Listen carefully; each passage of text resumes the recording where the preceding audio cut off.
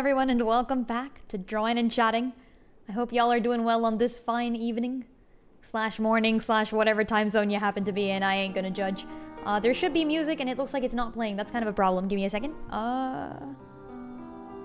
Or maybe it's just really quiet. Can people hear music? I can kind of hear music. Like a little bit. Can you hear music? Okay, nice. Cool, good to know. Wonderful, welcome back. Welcome everyone, how's it going? Yeah, today we don't have Dust, which is very sad. Dust always draws with me, but Dust is currently traveling and is doing work. It goes mediumly, okay. That's better than going badly, right? Right? Maybe. Who knows at this point even. No news is good news, potentially? Potentially. I myself have had a really busy last few, I don't know, days, weeks, months. Everything has been busy. It's wonderful. Disappointed in a recent purchase. Well, now I'm curious. Also, 3 Square, hello. Errant, hello. Reaper Loomish, hello. Okay, now the music is too loud for me. Hold on. Okay, there we go. Yeah, no, what recent purchase? Is it a game? Did you get a game and not like it as much? I've been fortunate enough to pretty much, like, vastly enjoy every game I've bought. I think maybe, like, within the last year and a half or something? Maybe even 2 years, 3 years? I don't think I've had a disappointing game since Paper Mario Sticker Star? That might be the last disappointing game I had. Which reminds me to give you my, my annual reminder. Don't hecking play Paper Mario Sticker Star. I'm just saying. If you ever thought to yourself, wow, I sure would love to play a Paper Mario game, don't choose Sticker Star. Danny Illuminous, yo, thank you for the cheer. Heck yeah, mini cheers are the best. Will indeed continue to have as wonderful a stream as I can. Thanks, I'm glad you like the artwork. Heck yeah. So you looked at pictures and were like, this copy of Spirit Tracks is on. Oh no. Oh no. I see where this is leading. Oh no. I mean, there's some like ported copies that are still pretty awesome. You know, maybe it's just one of the hacked versions. Not gonna lie, the ROM versions are pretty good sometimes, you know. I played a lot of games on emulator. Spirit Tracks is not one of them, but I have done that. I usually own a copy of the game before I play it on emulator, though. I just play the old games that I don't have access to, like, a system for anymore, usually. Pulled out a jeweler's loop. Wait, are you actually telling me you have a jeweler's loop on hand, like at all times? I wouldn't be surprised, Aaron. It's gonna put some more lines in here. You do? That's awesome. I think you should move to the country of Brodia because they really value gems there, and that's what you're supposed to use a jeweler's loop for, right? Like, usually one does not inspect DS games, one inspects like jewels, maybe? But now I'm curious, what did you notice? Okay, normal wear from being an older copy, yeah. Some grime in the corners, understandable. I once found a copy of Mario Kart hidden underneath the seat of a rental, like, van or something. So, you know. That one was pretty grimy, but hey, it's a free copy of Mario Kart. I'm not turning it down. Like, I'm taking what I can get, bro. Marshall, hello. Tom Rules, hello. How's it going? Hope it's going well to you.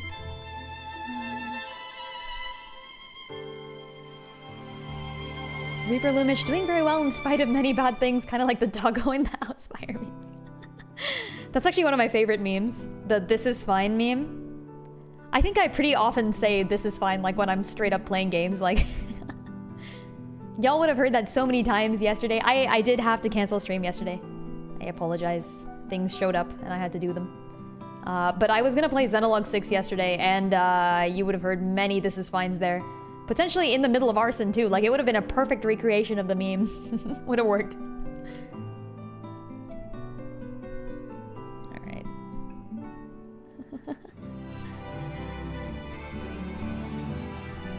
You were looking for the rosette pattern from the printing method on the label that was visible in the... Oh my god, that is... that is levels of detail more than I've ever considered. Holy shit. Wait, so does that mean it's like... Oh, it just didn't show up in your 3DS? No, that's terrible. That's sad. Get a refund at least, you know? Like, eBay does refunds, right? Maybe?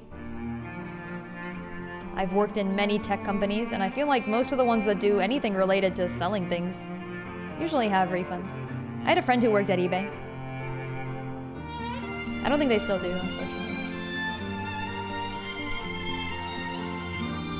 Hate when things show up. Don't you hate it when things show up sometimes and then you just have to like deal with them and shit? Like, ah, man. I wish I could just not have responsibilities. That would be great, wouldn't it? Wouldn't that be awesome? What's a responsibility? I've never heard the word. I'm not really sure what I'm gonna do with Earhart's face here yet.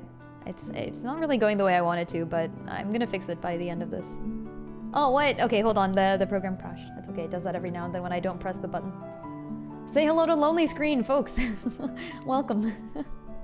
Oh shit, wait, what? I'm getting notices. Do not give me notices. Do not do this. Can you see my cursor? Maybe? Close enough. Okay, let's go ahead and just push this back again. Hecking restart the tech and it shall work. I command thee. Yes, let's go. Alright, I'm just gonna drop the volume. There we go. eBay is biased towards the buyers. That's good, isn't it? I've never sold anything on eBay, so I wouldn't know. LWC, hey, it's been a while. Does anyone say my voice sometimes sounds like female Alir? Does it actually? I'll take that. Is that a compliment? I don't even know if that's a compliment. Do people like Alir's voice acting? I think it's good. No?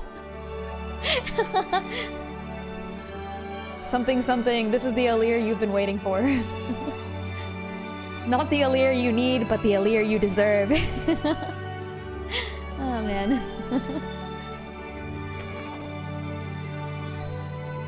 Little did you know, I'm like Alir, but with actual strategy. Now I'm just throwing shade now. Oh, man. Alright. There we go. Let's start putting colors on this.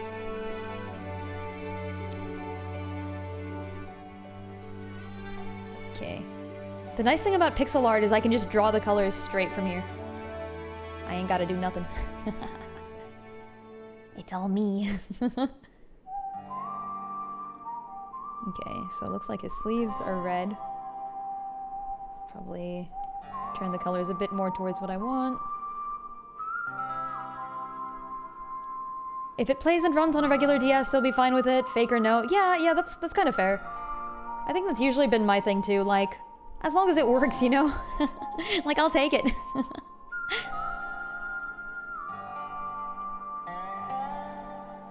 Did I take down Libluck yet? I'm assuming you mean, in Bestower of...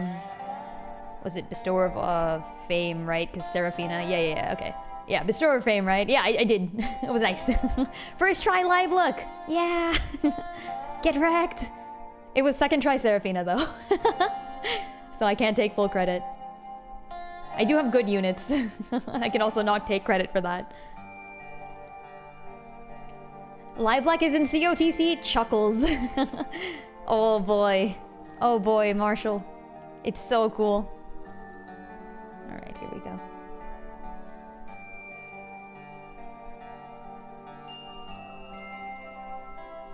Yeah, they played Daughter of the Dark God. It was so awesome. Heck yeah. So you're Mark. I thought you were Lin. Good point. I'm like Lin from Fire Emblem 7, except if Lin was a strategist, which makes me Mark. Yeah, fair point. Damn it. It all goes back to Mark in the end, and everyone knows Mark is great. Mark is amazing. I have so many headcanons about random series, and Mark is in many of them. Because Mark is such a freaking mystery.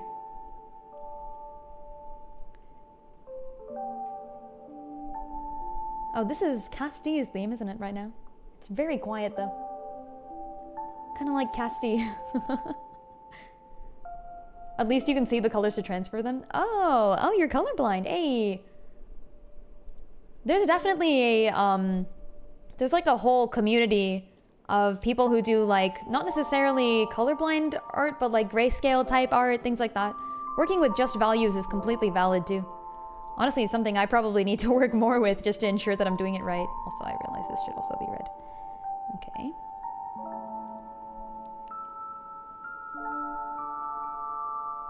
Yeah, we got the big sad Castille themes here.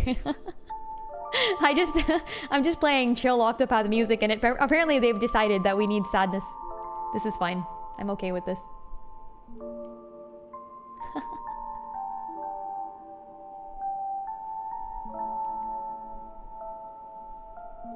Maybe a little more orange. Maybe a little more orange. Close enough. Nice. Daughter of the Dark God is an amazing theme. I'm like, every time they use it, I'm like, heck yeah.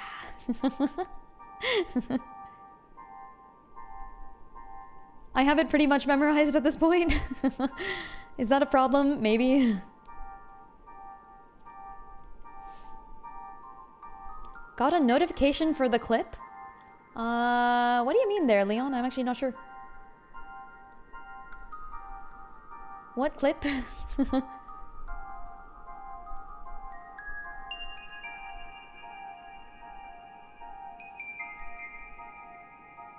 Embrace the sad fall vibes. What season does Octopath 2 take place in? Because, I mean, we visit winter cities, fall cities, spring cities, etc., etc. But, like, what season is the actual thing, you know?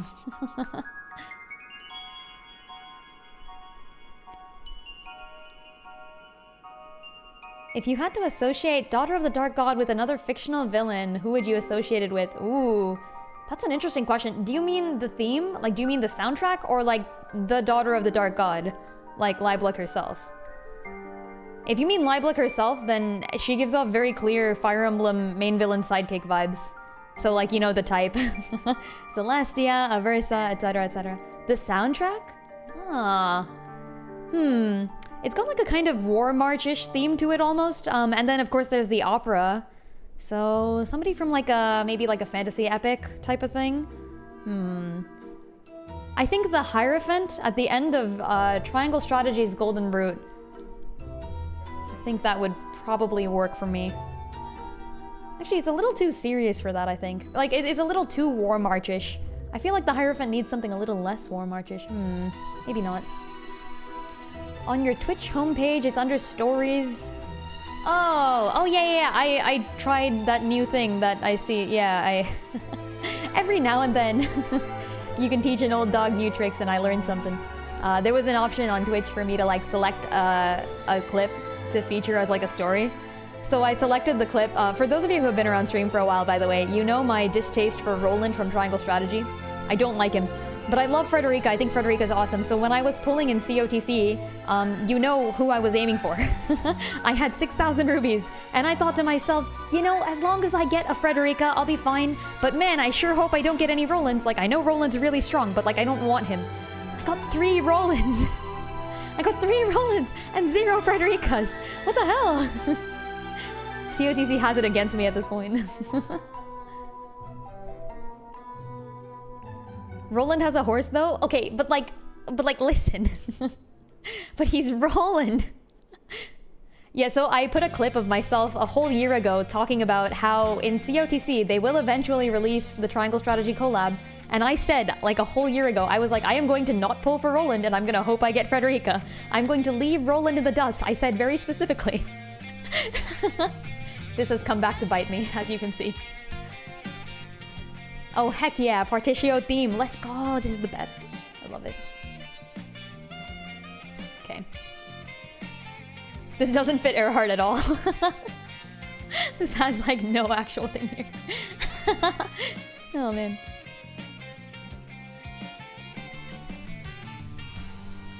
Pojose Vele. I can't pronounce that. Welcome to the Linton Tree for now. Did I hear and see Square Enix COTC Tavern Talk stream? I did! I did. I'm so hecking freaking pleased. Oh my gosh. So, yeah, for those of you who might not know, I entered at the request of people here, I didn't know this was happening, but thank you all for letting me know, because I straight up did not know it was going to happen.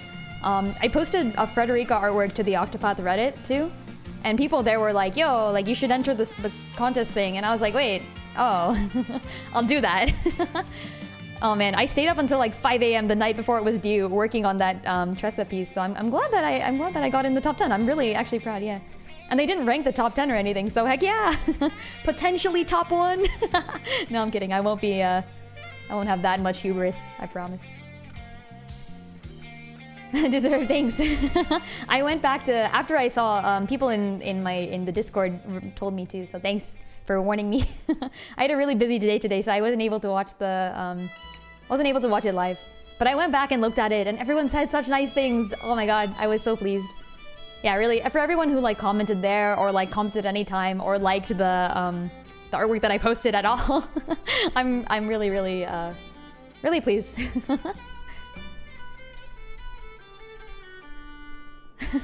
Yeah, they will rank the top 3 in the future, I've heard. Yeah, I'm not gonna hold out my hope, okay? Like, I did my best, but there were so many good artworks in there. Oh, heck yeah, Agnea theme. Agnea theme is my second favorite of the Octopath 2 themes, so we'll see. But I did hear, yeah, I'm really pleased. Heck yeah.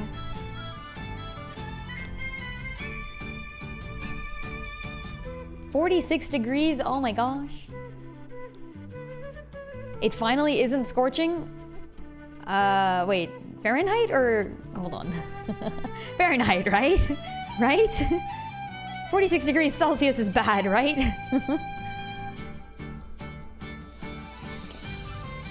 I'm actually not gonna go with red for this, I think. His original thing is definitely blue. Okay.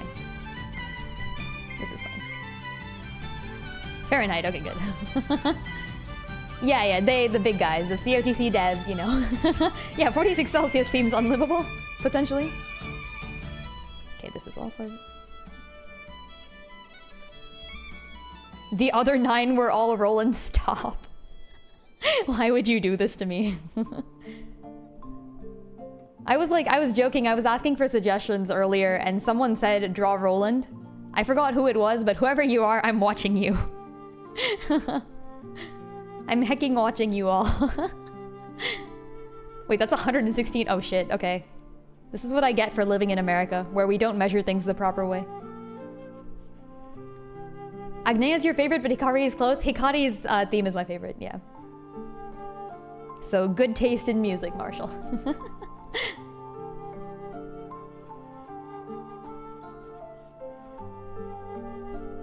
What, Aaron? The copy of Spirit Tracks is a fake? No!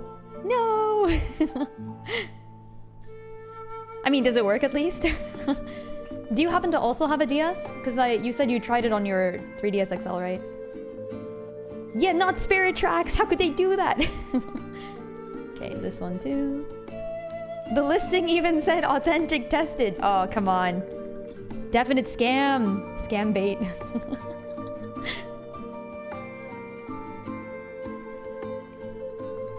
Virus, was it you who suggested Roland? Yeah, I think Roland teaching Tressa how to ride a horse. Was that you? God damn it. God hecking damn it. For those of you who might be confused as to why I hate Roland so much, there are multiple reasons. I started off hating Roland because of certain things he does in the story that I actually think make him a very well-written character. Rather similar to a certain Dimitri from Fire Emblem Three Houses if you've played that. But the other thing is, I'm normally a tactics game streamer, so you'll see me play things like Triangle Strategy. I'm currently working through Fire Emblem Engage. I'm playing on maddening difficulty. I like playing challenge runs. I also like playing them blind, so I make up all my own strats. I don't do any of that, like, look at this other person, let's just do the thing they did. Like, that's a little more boring, right? You gotta have fun. You gotta try things yourself. So when I was playing Triangle Strategy, I was playing a deathless hard mode New Game Plus run of Triangle Strategy Frederica Route. And this was my second run of the game, so... Oh, god damn it. Okay, there we go. It was my second run of the game, so I had like a little challenge near the end where people could like pay channel points and request a character that I was forced to bring to the map. And and so some people requested some good things. Like, I feel like Erend might have requested Frederica, maybe Vasco requested Jens. I remember those were fun. And then somebody hecking forced me to bring Roland, a Cavalier that I already don't like and don't have leveled up, to an indoor map against my favorite boss. And somehow Roland actually freaking pulled out the win, so I can't even be mad at him. Like, his speed was necessary for me to do a very specific thing, but I'm still mad. Alright, let's turn this black.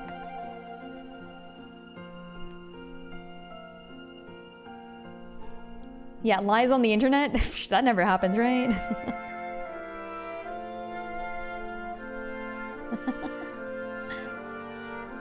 Ah, I see, I see. It's like the carrot and the stick thing, you know? Like, have an awesome character in order to make me draw Roland. Nah, no. Lies and treachery.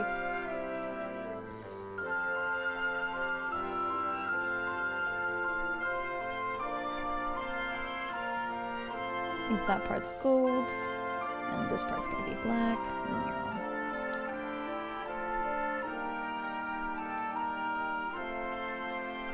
$46 is close to what you're celebrating being out of? Oh my gosh.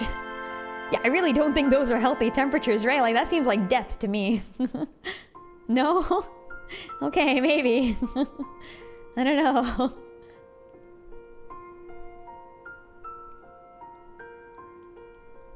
Alright, just carve this out. Oh, wait, is the DS store not closed already? I thought it already had, like, ages ago or something, no? They keep on saying it'll close and then it, like, I guess doesn't actually close or something? I'm not even sure at this point. Also, I just realized I haven't connected my camera to the cable. Okay, there we go. Nice. Alright, and then a little bit more here, and here, and there. Okay. What else? Gold. More gold. Nice, let's do it. Oh, the Wii U shop closed a while ago. Ooh.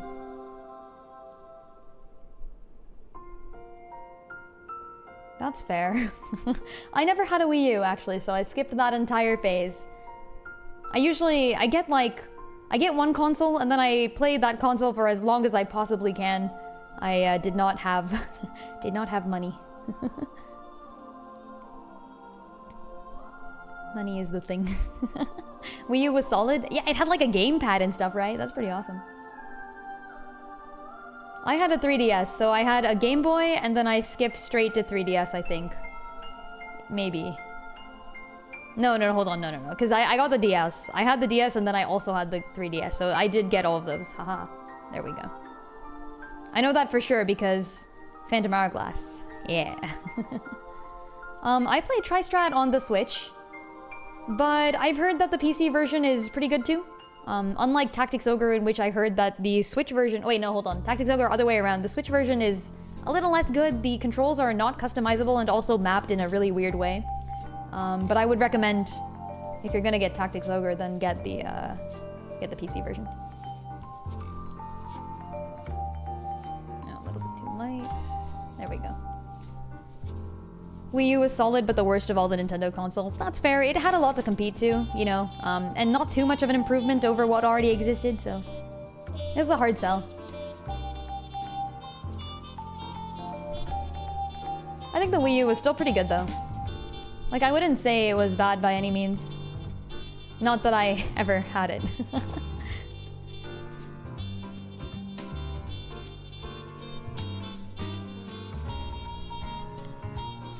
Got close to that where you lived in terms of temperatures. Pretty unlivable unless you're 24/7 in front of an AC. That's fair. I've been in some rather very hot places before, and yeah, we didn't have AC either, so we would just kind of actually you used to see me, like, I'd be half in and out of the fridge because it was literally that hot and I had nothing else to do.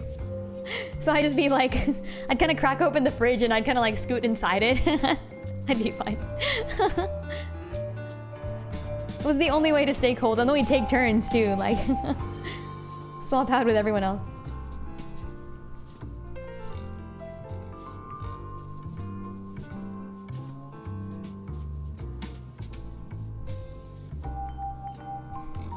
No Fire Emblems on the Wii U. That's true, although I do believe that Fire Emblem Warriors, which is not really a Fire Emblem game to begin with, it's, you know, one of the Warriors games. I think that one was for the Wii U, maybe?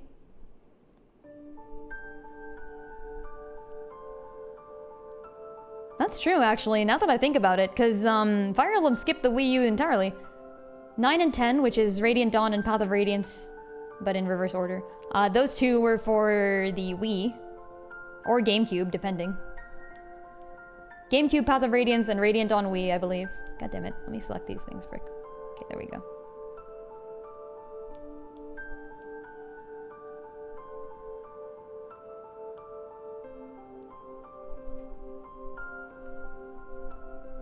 Oh, it doesn't run on the DS either? No! Okay, yeah, definite scam. Definite scam. Oh, yeah, Marshall, the Triangle Strategy banner is unfortunately over. I think the current one is that Dark Mage.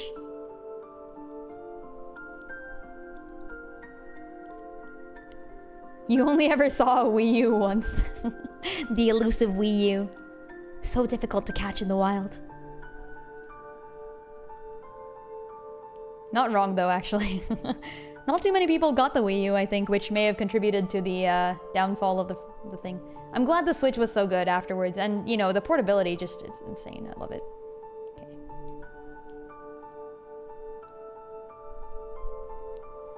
Okay. FE Warriors was 3DS and Switch. I think so, yep, that's the one.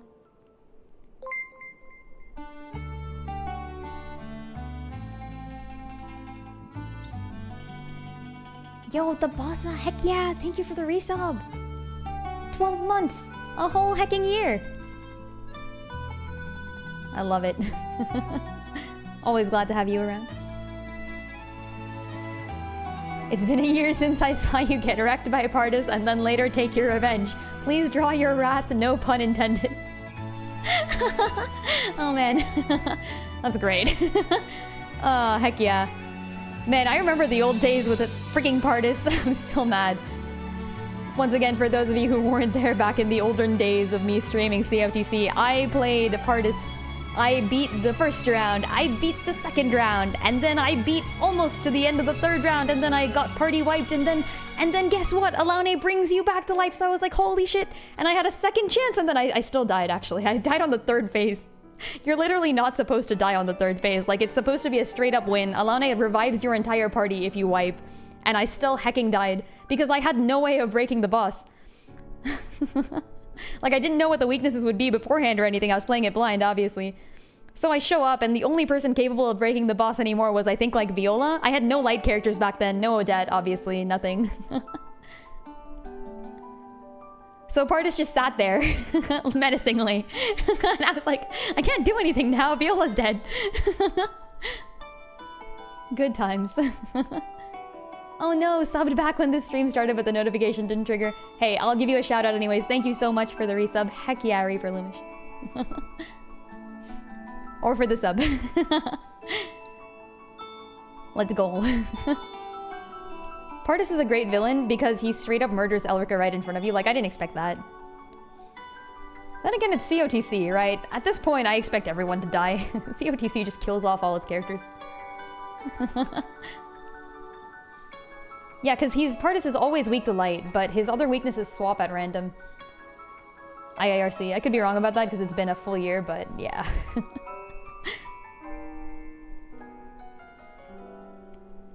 They keep saying Switch 2 soon, but like they released Tears of the Kingdom.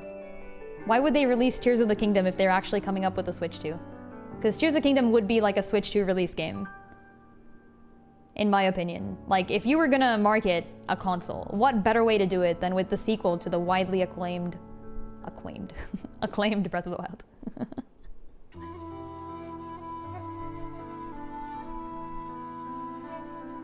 Alright, here we go.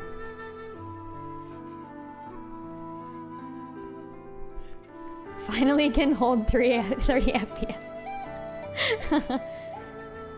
Good technology in my Nintendo console? What do you mean? Let's make this... I want this to kind of contrast with the rest of it, but... The way Earhart's designed, I don't think it will. That's okay. That's good. Think they're holding the next 3D Mario for Switch too? Unless you mean Wonder, which is releasing now. Or maybe next year. That's true, actually. Wonder is 2024, right?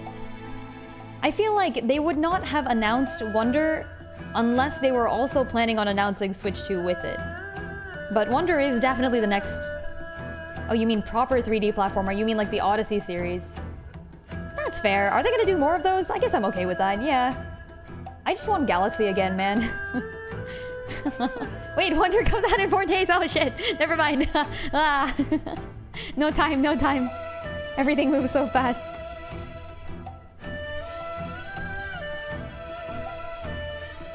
I'm gonna have to wait to play Wonder, goddammit. Okay, let's do this.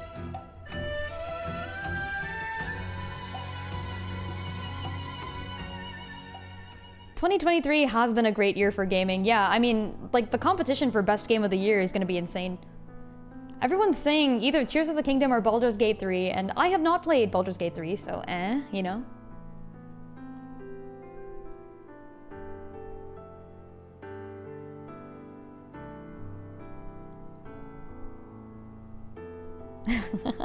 Any help with sailing the high seas? Heck yeah. The one thing about Phantom Hourglass and Spirit Tracks is that they rely so heavily on the DS touchpad that it's a little difficult to play it on anything other than the DS itself. I will say though that I think you could probably make a really good run for it with an iPad. Like, I mean, right now I'm using an iPad to draw, and I could see myself playing Spirit Tracks on this, or Phantom Hourglass, of course.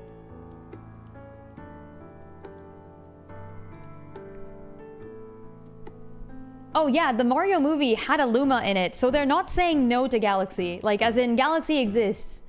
Galaxy is real, folks. Oh yeah, I forgot, wait, FF, is it 16? 16 is out? There's so many Final Fantasy games. I've heard many, many good things about Baldur's Gate. I just keep hearing good things. Like, I don't think I've heard anything bad about it.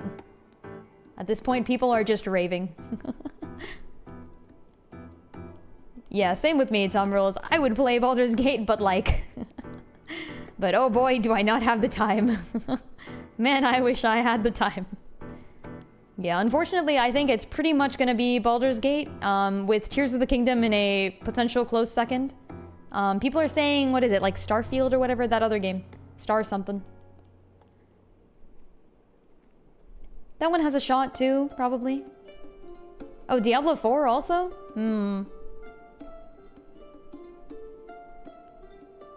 Was it Star Rail? I don't think that's the one I was talking about. It's the one that's, I think it's one word, right? Maybe? I don't think Diablo 4 will win just because both Tears and Baldur's Gate 3 seem to have, like, insane freaking... Oh, Starfield. Yeah, yeah. Oh, yeah, exactly. Like, I think it has a shot, but... Oh, you say it's that bad? Okay, I haven't played it, but... I've heard mixed things about Starfield. I haven't heard amazing things, but... Okay, yeah. That's fair. Yeah, I do think that Baldur's Gate probably might just walk away with it. Like, at this point, you know.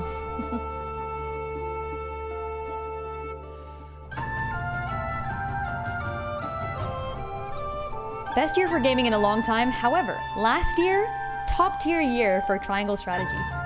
Just Triangle Strategy. Triangle Strategy just single-handedly lifted the year up in terms of... Oh wait, I forgot the belt on this buckle. Shit. Okay, cool. Yeah, that's always existed. You saw nothing. It's been there the whole time. Easy.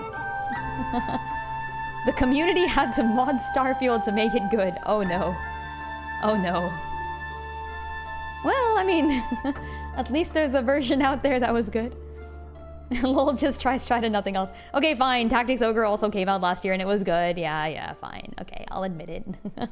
And like maybe Engage also exists, but listen. Engage was this year, so it doesn't count. Elden Ring was last year. Yeah. There's no way. Yep, Triangle Strategy was last year, and I know this because I started streaming because Triangle Strategy came out, so...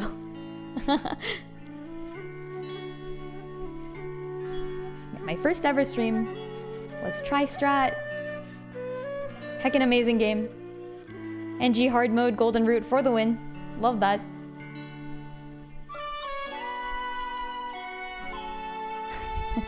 The scales, Benedict. The scales, Lord Serenoa. Yeah, I don't know what it is with Bethesda and putting out games that, like... They're good, but...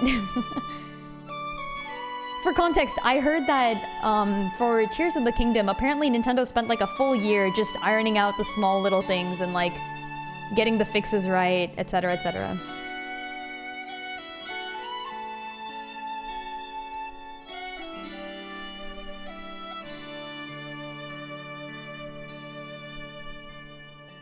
Bethesda just wants money.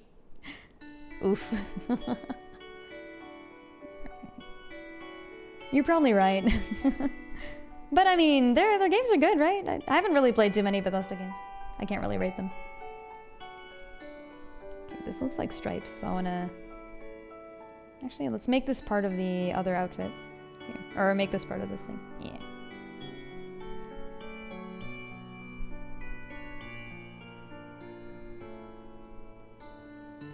The Bill Clinton rabbi guy at the end. At the end of what? Is this Starfield? Is Bill Clinton the final boss of Starfield? No.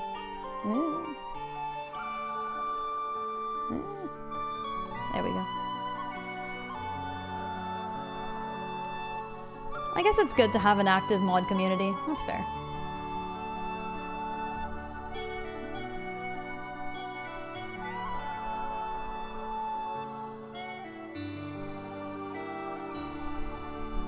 Just beat Lies of P, the Pinocchio Dark Souls-like game, and it's probably one of your favorite games of the year. Huge sleeper hit. What? There's a Pinocchio Souls-like? Excuse me? What the frick does that mean? What does that actually mean? What is this? No, I do not know. What is this? Look it up, it's so good. What? Okay, maybe. Sure.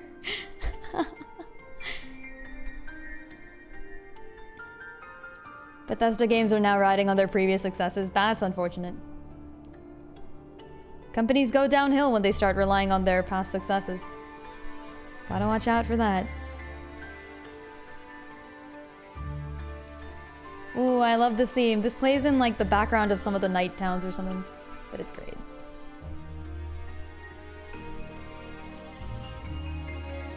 A little bit more color, a little bit more orange.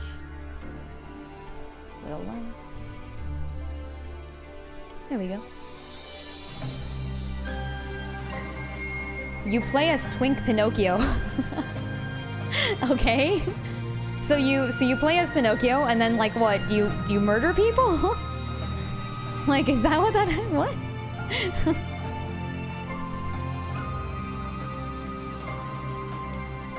Is Pinocchio a murderer? Is that what this is about? Bethesda games haven't changed since Morrowind came out. I mean, to some extent, sticking to like a certain formula, you know? But then again, that's true. You can get to like, I guess, like complacency if you stick to the formula for too long. And then people won't buy shit. Oh, so you got spare tracks to work, hey! Left it in the slot on the DSi, turned it off and on again, and then it showed up. Easy. Easy technological fix. Simply turn off and then on. This fixes 99.9% of all problems.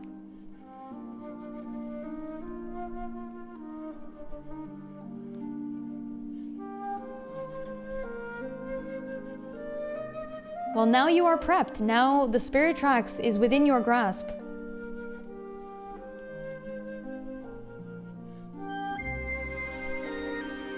Marathon is a game currently in development by Bungie. It's a PvP-focused game. Oh. Do you run? Do you run marathons? Is that what you do? I should like get a list of Western games and just try to guess what the game is about from the title. Because at this point, some of them just make no sense.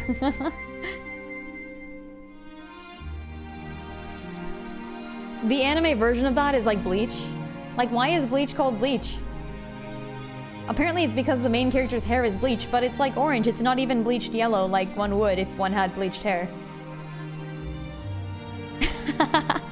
First game to guess, Unicorn Overlord. Unfortunately, I already know what that's about, so I can't guess it. Oh man. Hecking Unicorn Overlord. I'm still mad about that. I'm still mad about that. There's no way. There's no way that's an actual title of a game. Something something strategy RPGs never have good titles. Well, listen. Someone can buck the trend, please.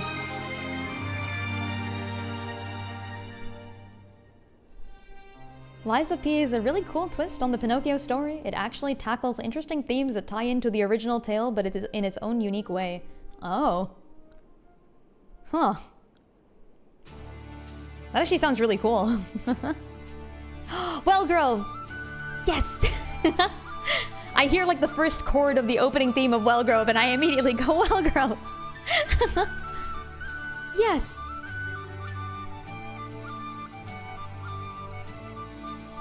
Okay, I love Wellgrove so much.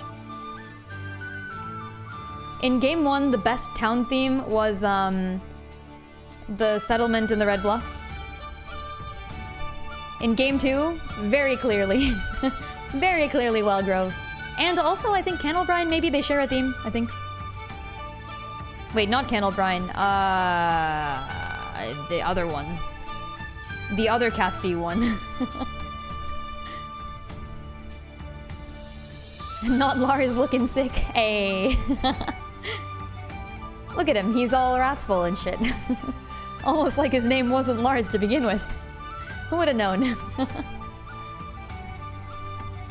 I'm still mad about that too. I see why they did it though. Like no shade, it makes sense. Why his name is not why his name isn't Wrath anymore. But listen, Wrath sounds so much more cool. Settlement in the Red Bluffs isn't a town theme though? Yeah, it is. It plays in Boulderfall, I want to tell. I think. It plays in Boulderfall. I think it's the default theme of Boulderfall. Oh, I guess by town theme I mean like theme that plays in a town, if that makes any sense. It isn't named after a town, I guess, which is fair. There are some town themes that are like straight up just named the town.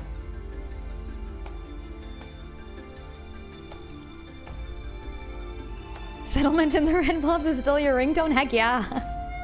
Very worth. Also, Vasco, hello. I don't think I said hello specifically to you yet. Let me know if I haven't said hello to you. I'll do it. I like saying hello. The snow towns are good too. There's... is there? I don't remember what the name of it is. But it's just the one that plays in Ophelia's starting town. That one was good. I like that one. I think by the time you get to like Northreach and Still Snow, the themes start getting much more dire. You know, because you're in like Still Snow or Northreach, like those are not happy places, so. Oh, My Quiet Forest Home is good too. Swarky has a great town theme, that's true. That is Swarky's theme. I know my Octopath 1 music. Octopath 2, I don't know the theme names anymore because I didn't look up the thing. Didn't look up the list of names. Played the game, loved the stuff. Still Snow is a perfectly pleasant place. Yeah, totally. Yeah, nothing bad's going on in Still Snow, right? Yeah, it's actually really funny how Octopath, like, it exacerbates the difference between different sides of the town. Like, for example, you get you get this weird dichotomy between Partitio and Throne. When you go into, like, Wellgrove, right? So when Partitio goes to Wellgrove, he's like, oh, I'm gonna revitalize this town and it's gonna be great, you know? And then he, like, builds a department store and everybody's like, damn, this is really cool. And he's like, thanks, I made it myself. And then Throne goes to, like, Wellgrove and she's like, there's a church behind the town and every time the bell tolls, there's a young orphan child being whipped against the bell as punishment for not stealing shit the right way and incest and terrible things. And I'm like, oh my god. I didn't sign up for this.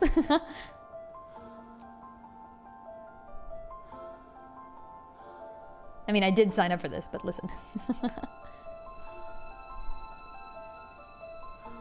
The way I said I like saying hello. I would definitely be one of those video game protagonists. Like, you know, in Three Houses, I spoke to every student every month. I would do that. I would do that IRL too. I'm very strange because I'm definitely an introvert, but I'm like the most social introvert you'll ever see. I'd say the classification for introversion is like, it takes energy, I guess, for me to hang out with other people. So like I do get kind of drained. But I still really enjoy it and I do it a lot and I love meeting new people.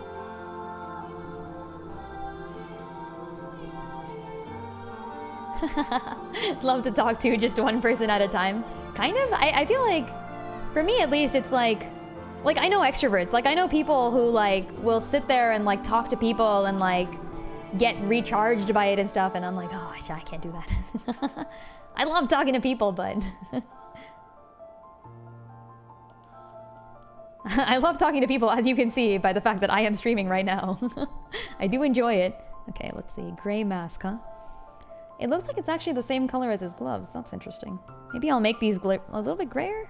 Or are they white? Is the mask also white? Yeah, like I don't have unlimited energy to be social, but I do enjoy being social, exactly. It's like a mana bar. It's like a freaking SP meter. And then I run out of SP and I'm like, oh gosh, I gotta get out. My friends usually know this. Like, most people know that, and I'll hang out for a bit. I can hang out for like 2-3 hours, 4 hours, maybe even. And then like I'll just spend like some time just sitting in the corner. I'll play a game or read a book or draw something. And then I recharge my SP meter and I'm right back at it again. Okay, let's just kind of take out some of the edges of these. All right. And then last but not least, did you know that Earhart wears a cravat? This means Earhart is officially Miles Edgeworth.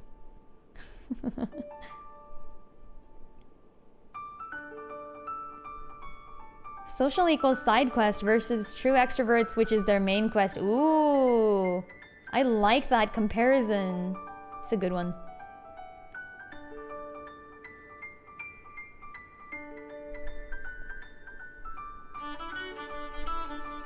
Is this this is definitely one of the Partitio related things. Alron slash Partitio? Is this in Alron's house, maybe?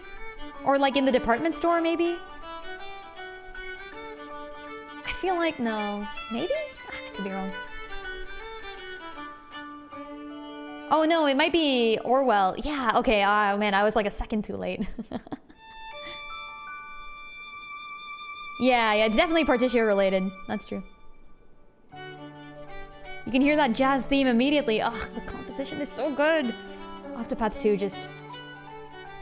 I do love Octopath 1's soundtrack though. The way that every single character has their motifs and their theme and it repeats. Oh my god, Cyrus is in 3-4 time. It's so good. I love it.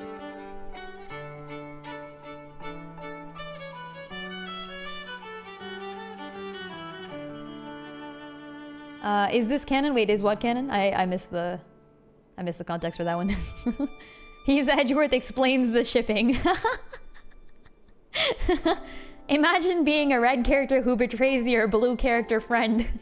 Can't relate, right? Right? Right, Earhart?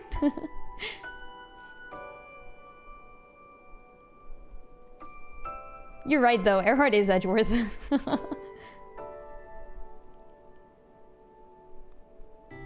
I still want to see someone do, I just haven't had time to draw this, but I've had the idea ever since before Octopath 2 even came out. I want someone to draw Phoenix Wright defending Oswald in the trial of the murder of Oswald's wife and child. Like, I imagine that Phoenix Wright gets this request and he's like, what the frick is this man? Why does he look like that? Why does he look like a freaking prisoner? Like, he hasn't even gone to jail yet and he already looks kind of scruffy. I thought this was supposed to be a professor.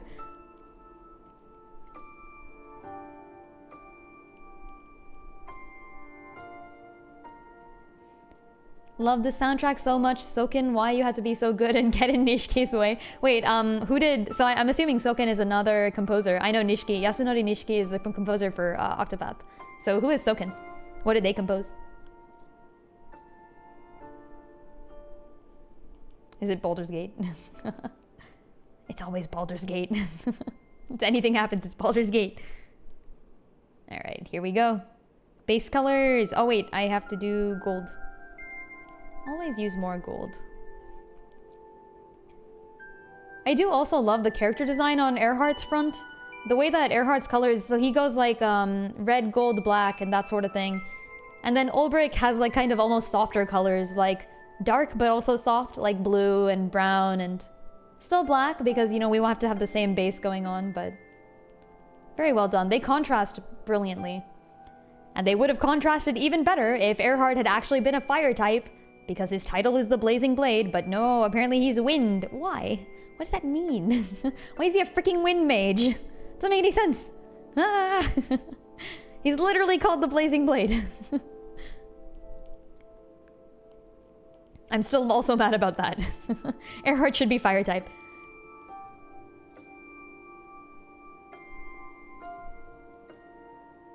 Okay. Masayoshi Solken is known for being the lead composer and sound director of Final Fantasy. Ah. I have not heard the Final Fantasy soundtrack. I need to do that. I've heard good things about it. Which Final Fantasy game has the best soundtrack? Is this like a hotly contested topic, or are they just all good? Okay, let's make his sword a little smaller. He's no Earhart.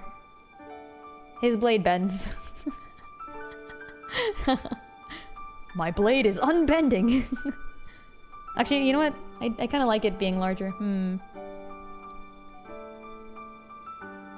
Oh, you think Final Fantasy 16 is gonna beat out Octopath? I'd be sad. Octopath is really good. Really hecking good.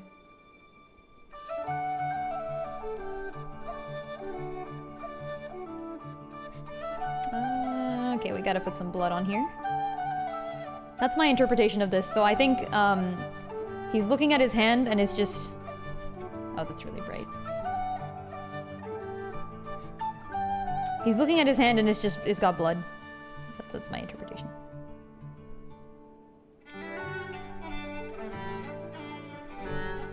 I don't know. I'll make this look better later. It's okay. I'll also toss some blood splashes onto everything later. It'll be nice. It'll be just great. This is one of those arts where we start off with something and then we go, and now it's time to wreck their shit. Wellgrove nighttime, yes.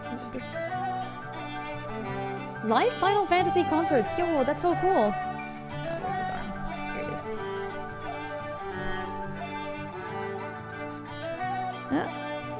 No. I'm just trying to do this. Post-regicide, yeah, exactly. This is, so actually, I'm drawing this for the, there's like a fan project that somebody started, I don't actually remember who, but it's called Project Path Action.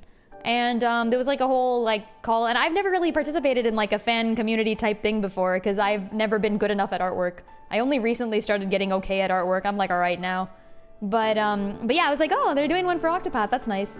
So I volunteered to do 3 of the characters. I am doing Earhart and Pyro from Octopath 2. And also, I didn't mean to do this because I completely forgot that the triangle strategy characters counted too, but then I realized, I was like, oh. I was like, oh yeah, Serenoa. So I didn't sign up in time for Frederica or Roland, but no one signed up for Serenoa at all, actually, so I had Serenoa. I was like, afterwards I messaged the person, I'm like, yo, I completely forgot that triangle strategy counts. Otherwise, I would have done like all 3 of the triangle strategy people.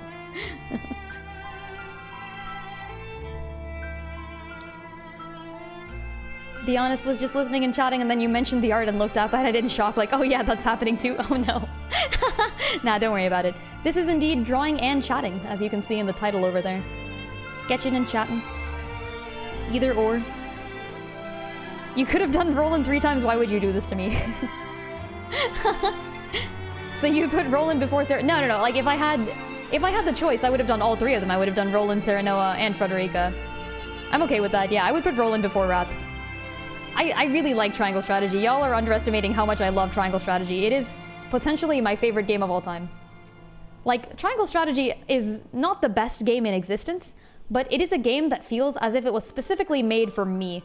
Like, someone looked at me and went like, what are Lin's interests? Let's put them all in a game.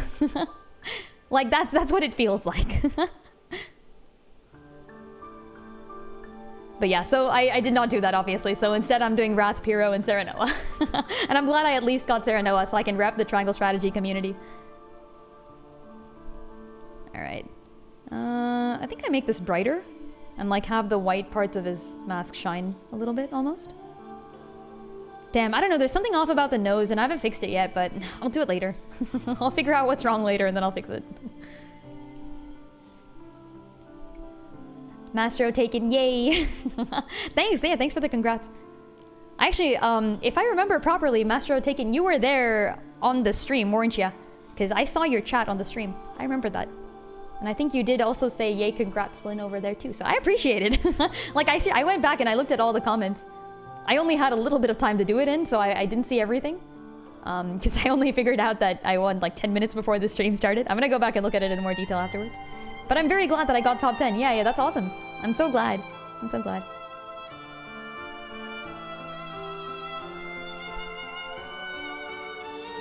Yeah, lol. Heck yeah! My memory's on point. Something something, focus being unparalleled, who knows? Still haven't played Triangle Strategy. I will fangirl about Triangle Strategy for hours on end. As proven by the fact that I actually have. If anyone here is looking for a full comprehensive review of Triangle Strategy by someone who has played only 2 runs of it, but both of those on very hard, fun challenge runs, it was so good. It was hecking so good. Yeah, I actually, so after I finish every game, I do like a full review of it, and I always do it live so that everyone's allowed to comment while I'm doing my reviews. I did one for COTC too, but like, I don't know as much about COTC as I did about Triangle Strategy, so... Yeah, I did a full 3 hours review of Triangle Strategy. I ranked every character based on their utility, both in the normal game and in the Deathless run that I also did. And then like I also talked about the differences between like hard mode and like medium mode or whatever. It's hard, normal, easy, and very easy if I remember properly. Is the levels of difficulty you can do in that game. But yeah, and then I ranked the characters based on how hot they are and how much I'd want to smash them, and then... and then I ranked the story, and then I ranked all sorts of shit, and then I talked about like the differences in gameplay between that and Fire Emblem, and then... Oh man, it was so good. There's so much to discuss in Triangle Strategy. Full unit utility ranking was definitely one of my favorite things. Yeah, I know people these days don't watch 3-hour videos, okay, but listen, I like talking about it, so... These days, all content has to be 5 seconds or less. Right? Right, folks? Still on your backlog, just need to get over the fact that you won't get the true ending on your first playthrough. I would recommend not getting the true ending on your first playthrough. So I accidentally did. This is because when I played Triangle Strategy, I made decisions. Some of you know this, some of you were there. I made decisions by community vote because that is the point of Triangle Strategy. Triangle Strategy takes place in a world in which, or I guess in a country in which the scales of conviction decide all things.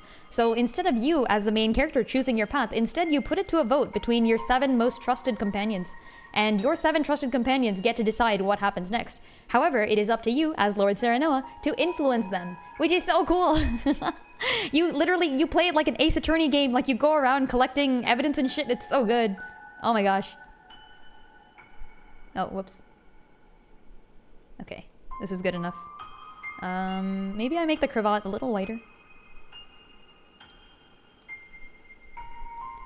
Making you want to go back and do your Frederica run? Ayy! No, I've already said, I think, after I finish Engage, because I'm still on my maddening mode playthrough, after I finish Engage, one of the next games on my list is potentially Triangle Strategy again. Like, I will replay it. If you don't feel like playing Triangle Strategy yourself, give it a wait, and I'll be back on that game soon enough. Although there are so many other good strategy games to play, I don't know. I'll probably be holding a vote in the Discord to see which game I'll be playing next. There we go. Perfect. And then I think his mask is actually depicted as grayish in the artwork. A little more gray. That's the thing, it's white in this image, but I know it's gray in the artwork. Which one should I go with? I think it looks better gray. And then there's like gold outlining, which is actually pretty dope.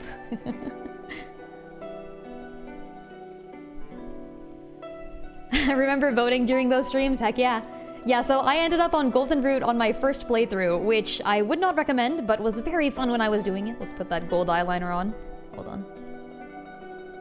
Did you know Earhart has gold eyeliner? It's actually just his mask, don't worry. But yeah, so because I made the game an actual democracy, I know certain people in chat were pushing for me to go Golden Root. Like, secretly pushing, obviously. And then there are certain conditions you also have to fulfill, but like I just did those for fun. Like, complete this level, but without using this resource that makes the level much easier, you know, that sort of thing. And I was like, yeah, I'll do that, no problem. So it ended up working out.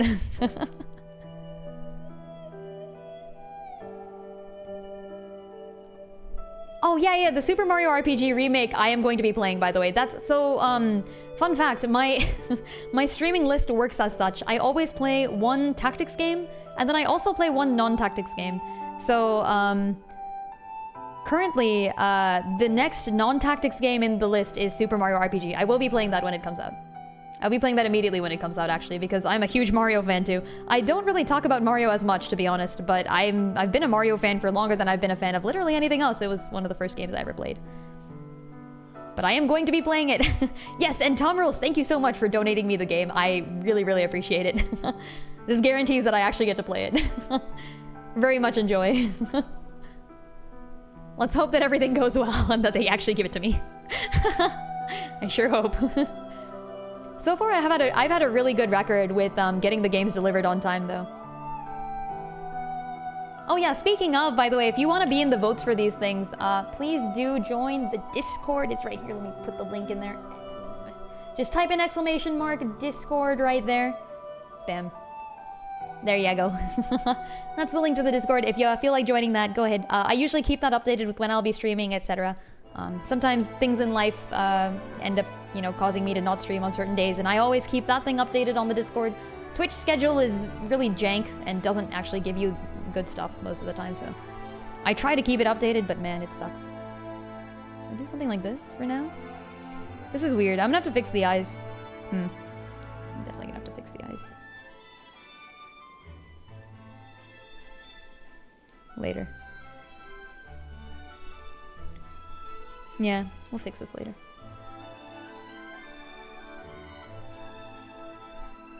I really think I'll enjoy it. Heck yeah!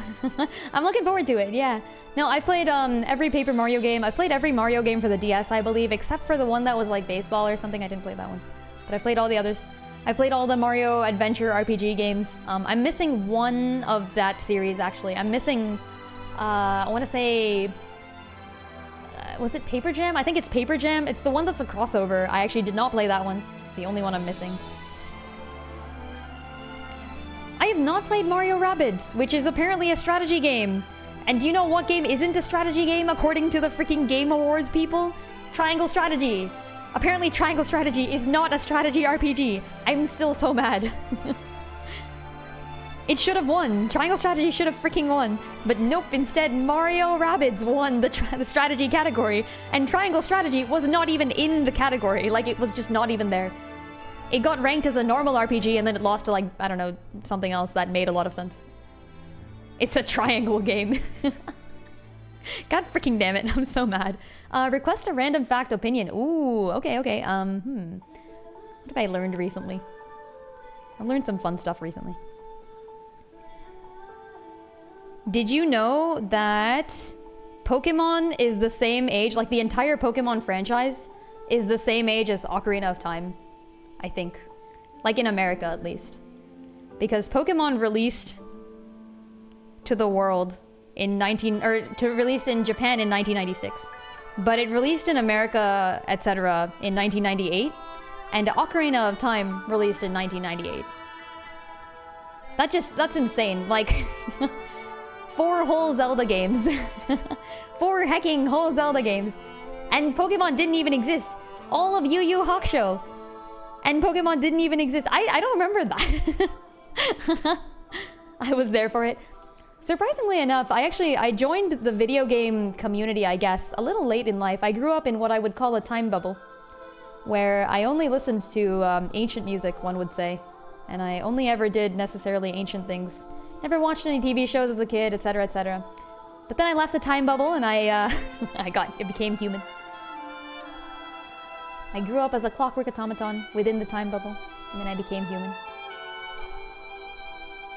Yeah, and then once I did, you know, oh man, all sorts of cool stuff out there. That's my backstory here, at least.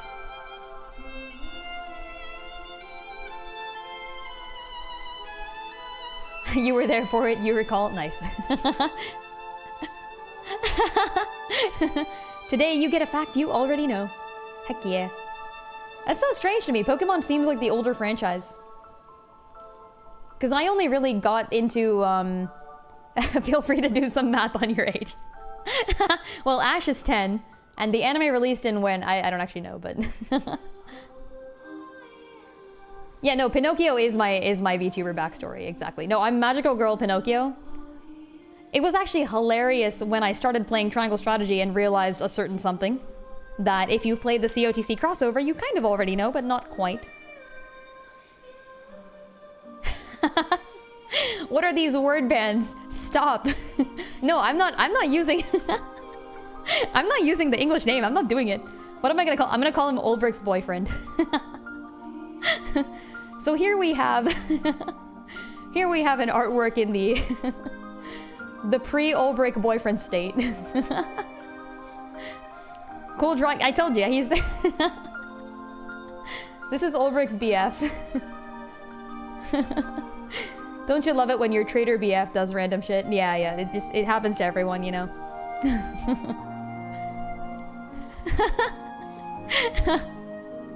God damn it. How long have you been saving channel points for this, Drivas? Drivas is out here with an army. Alright, a little bit lighter here, maybe even? No. Let's make it dark. Who else is this? So actually, you know what? You get a free fun fact because Reaper Loomish already knew the other one. I'm gonna give you another fun fact. This one isn't a fact, it's an opinion. Did you know that I consider this character that I am currently drawing to be the older brother, like long lost older brother of Leon Bastral? That is not my headcanon. I did not come up with that, but I saw it online somewhere and I'm like, holy shit, that makes so much sense. And so that's been my headcanon from now on.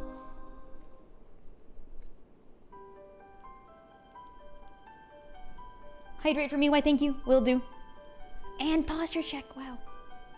Ugh. Okay, posture checked.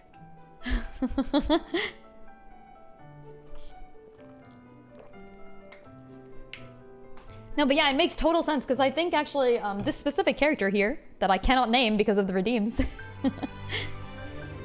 This specific guy, I think he's 5 years older than Leon Bastral. Which means, like, perfect timing for this guy to have, you know, his village died in a fire, I believe. And that's why this guy goes on a rampage. And because of that, he doesn't know, like, he knows, or he thinks that the rest of his family is dead. But it would have made sense for his younger brother, potentially Leon Bastral, to have escaped the fire. And to have made his way to the west? No, east. Made his way to the east.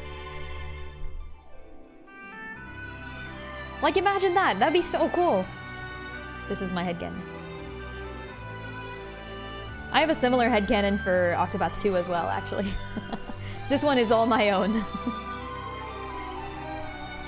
And then the thing is, the Earhart... God damn it. Okay, wait, no, actually the time is up. Heck yeah, I lasted. I said his name, frick.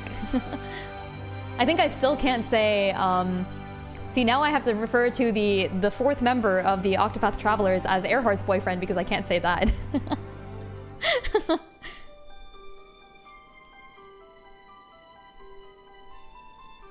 Alright, here we go. Let's start doing some shading. I'm gonna take off the eyeliner because it just doesn't work right now. We'll fix it later. We'll fix it in post. Alright, where's the lights? Lights, camera, action. There we go.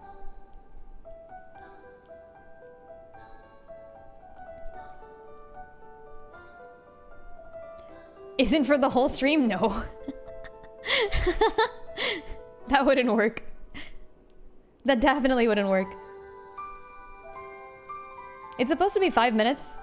Actually, it might not have been. I might have failed. I might have failed the word ban. I think it was 5 minutes.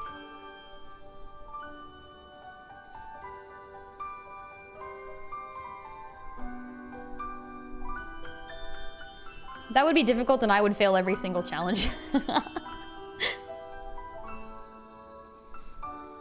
It would also unfairly bias people who redeemed an award towards the end of stream. But it would be fun.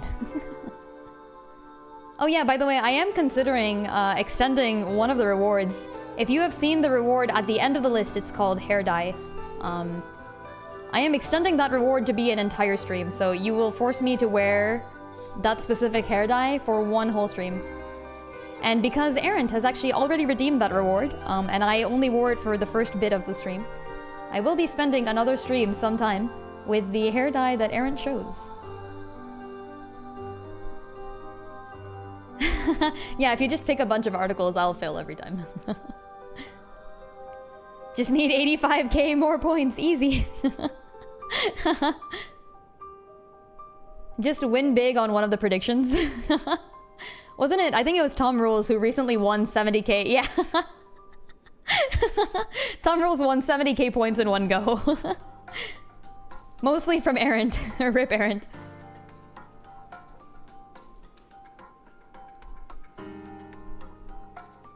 It's okay, Errant probably has points to spare. Errant has been around for ages. The answer is to gamble. You wouldn't be COTC fans if you thought otherwise, would we?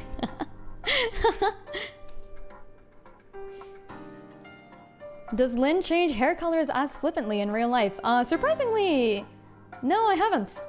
Nope. Always kind of wanted to, but I've always been too lazy. Yeah, no, I think Tom Rules spent like 50 points or something and got like 70k. You voted something that had no votes. I know exactly what you voted because you voted that I would only get Roland. I would not get a single good character out of my 6,000 rubies, and that I would also not get Frederica. That I would get literally no one I wanted and just Roland. And that is what happened. I got 3 Rolands. I got 3 Rolands and literally nothing else of use. I got a bunch of 4 stars though, I think, and 4.5 stars that were pretty decent, but nothing I would count as good.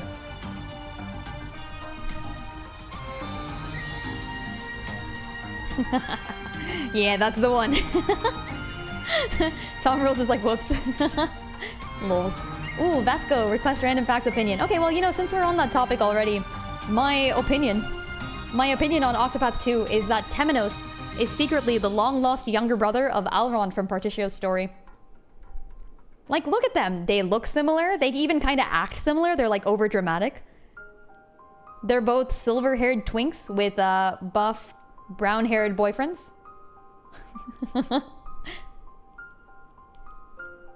And Temenos Mistral, like, I mean, who knows if that's his real last name, right? Like, maybe the church gave it to him. Hmm? That one's much more of a crack headcanon. I don't think that one's actually meant to be true. That's just myself connecting dots that don't exist.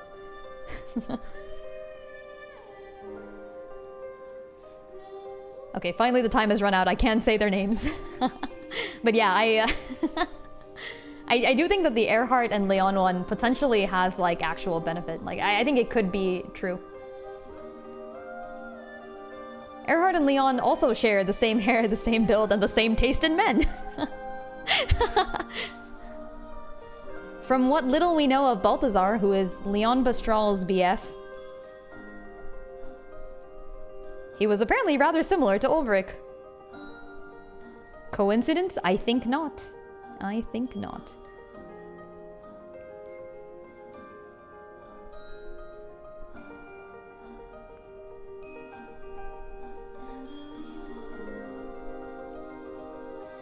I'm gonna do less of this light, I think, actually. We'll make this a soft light, and then I'll go back in with the hard light. Yeah, I've got an idea. Okay. Nice.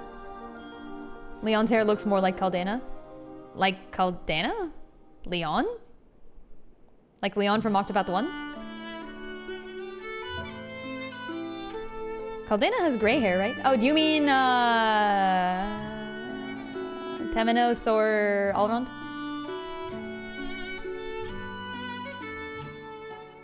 I thought Caldena had like silver hair, like the Elrond Temenos duo.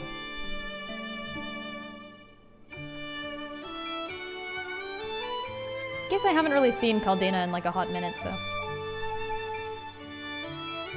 she could have any hair color. I wouldn't know. It's blonde? Really? Caldena was blonde? Oh, I didn't know that. I'm gonna look it up. Caldena Octopath.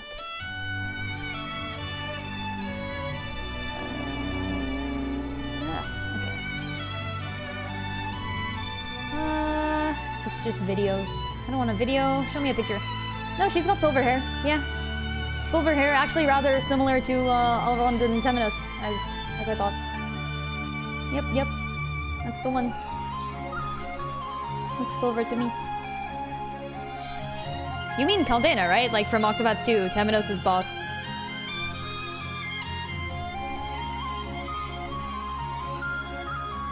Temenos' boss and also Temenos' final boss.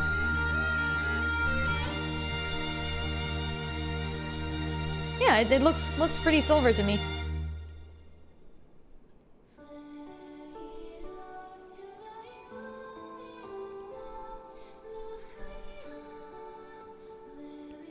Looks blonde to you? Oh no. Maybe we're looking at different sprites or something. No one knows the true hair color of Caldena. One of us doesn't say, it's probably me.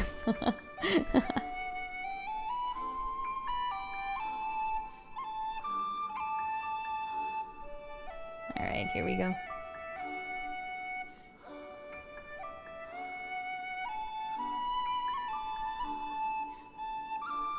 Okay.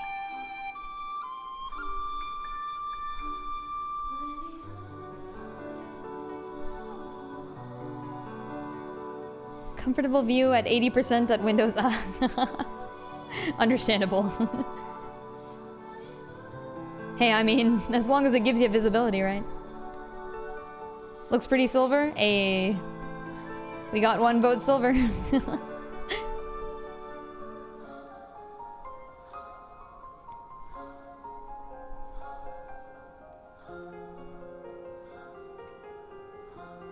Yeah, Caldena's pretty hot, I'll be honest. I started playing the boss fight and I'm like, wait. Oh no. To be fair, that was also my reaction to Earhart. Like, they started the whole thing and like, you know, Ulbrich is like, I'm looking to kill this guy named Earhart or whatever. And I'm like, okay, sounds good. And then they show you the flashback. Actually, he's not trying to kill him. He's more like, I just want to find out why. Why did he do it? But they show you the flashback where Earhart betrays things, and it's all done in pixel format. Like, you see this pixel here, except without the mask. And I was like, alright, looks interesting. I like that he has long blonde hair, but interesting, you know. And then I start chapter 3, or not start, and then I finish chapter 3, and there's a part there where you fight the full, like, the full range sprite. Like, not the little tiny one, but like, you get to see the big one, the boss level sprite. And I'm like, whoa, okay, hold the frick up. Like, excuse me, I didn't know Earhart was pretty. I wasn't told this.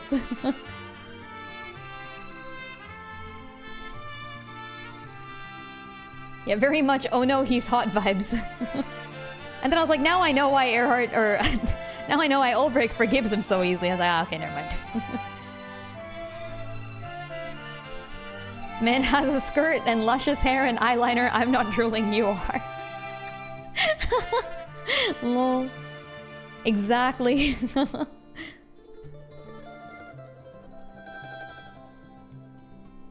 Like, how does he keep his hair looking like that? He's a freaking traitor to his, like, people and all that. He's, like, on the run. He still looks like a freaking supermodel. You fight him and he's like, I've been fighting lizards, like, lizard monsters in this, like, dirty desert cave for years. Okay, not years, like, maybe a few hours, but still. And then he turns around and he's like, Ulbrich? And he still looks fabulous. Like, what?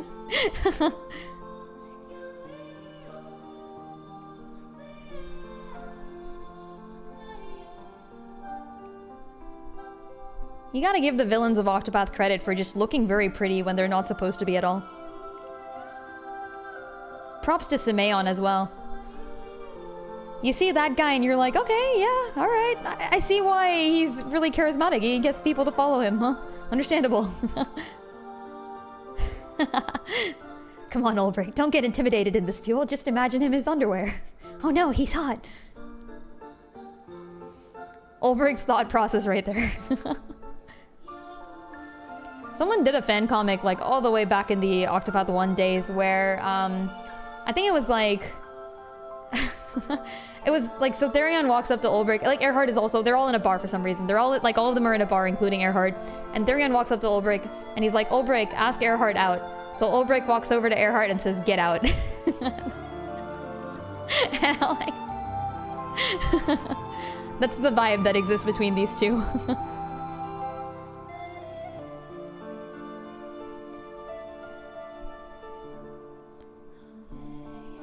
There's another one where I think, like, Earhart gets down on one knee, and Earhart's like, Ulbrich, please, will you duel me? And Ulbrich is like, yes, and then it just ends with, Ulbrich punching Earhart in the face.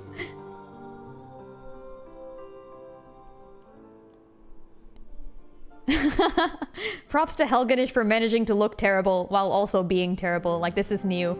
Because most of the people who are terrible also look very pretty.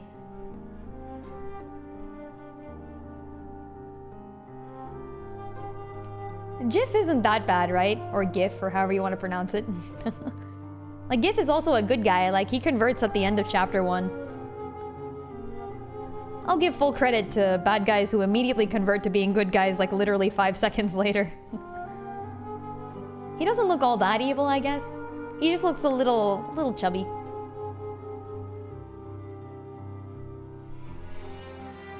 Yeah, Helganish definitely, though.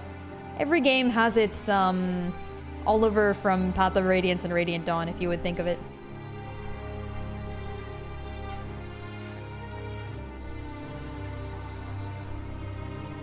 Orlick is kind of too... Yeah, I guess. Yeah, good point. That's Tressa Chapter 2, right? Orlick? I mean, he's not cool. He's just, like, he's not bad, I guess. Like, he's not... He doesn't have any redeeming... Oh, it's Therion too? Never mind. I was thinking of Tressa too. Who was Tressa too? I don't remember. Orlick is the scientist then. The rando with the red gem. That's fair. Orlick's Mance. Yeah, I got the two Mances mixed up.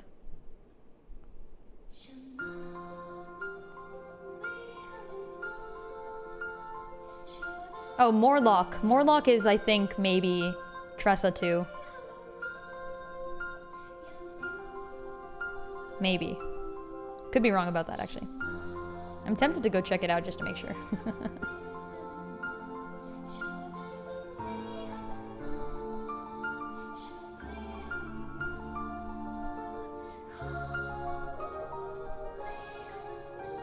Alright. We've done some lighting. Now we can bring on the darkness. Actually, wait, hold on. Oh, it's Murloc? Oh, he's not the boss? Never mind. Psh. What was the boss? I'm looking up Tressa Chapter 2. There was something like that. Tressa 2. I remember the rest of the story, of course, because Ali is one of my favorite characters. Tressa Chapter 2. Like, who was the guy? There's like a Mance. It is Morlock. Yeah, there you go. Road to Morlock's Mance. There he is. Yeah, I keep forgetting the difference between Orlick and Morlock. Yeah, and then Morlock is like, you fool, how dare you sell things? Nya nya nya nya nya. And then you have to run to his Mance, and then you beat him up. It's nice. Good time. Yeah, Morlock is not the actual boss. Like, you don't fight him, that's true. I guess he's the boss's boss. If that makes sense, yeah. Yeah, no one, I guess, pays attention to Morlock's minion.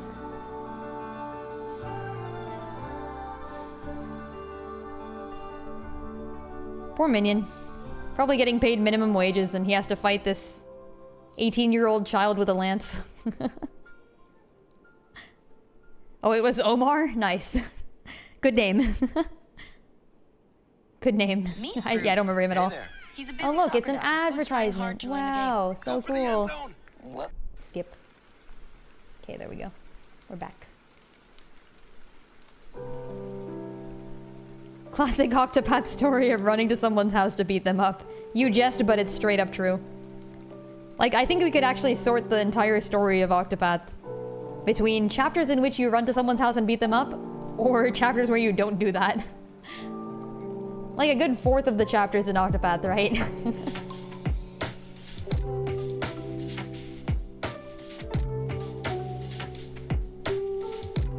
Heck, you could even say like, Oswald 4?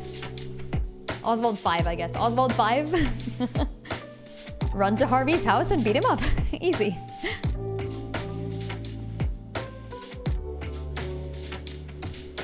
He does beat up Ali. Yeah, Ali can canonically not fight. Same with Cordelia.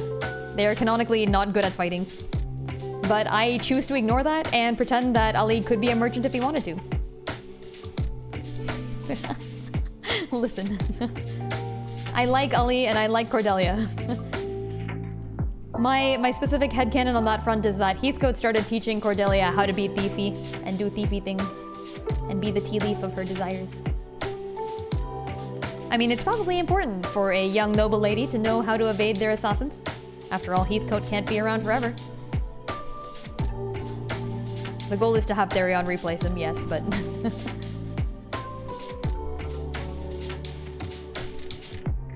Chapters where you fight a random monster because the conflict of the story did not have a human antagonist. Oh man, the most egregious example of that is Alphen 4.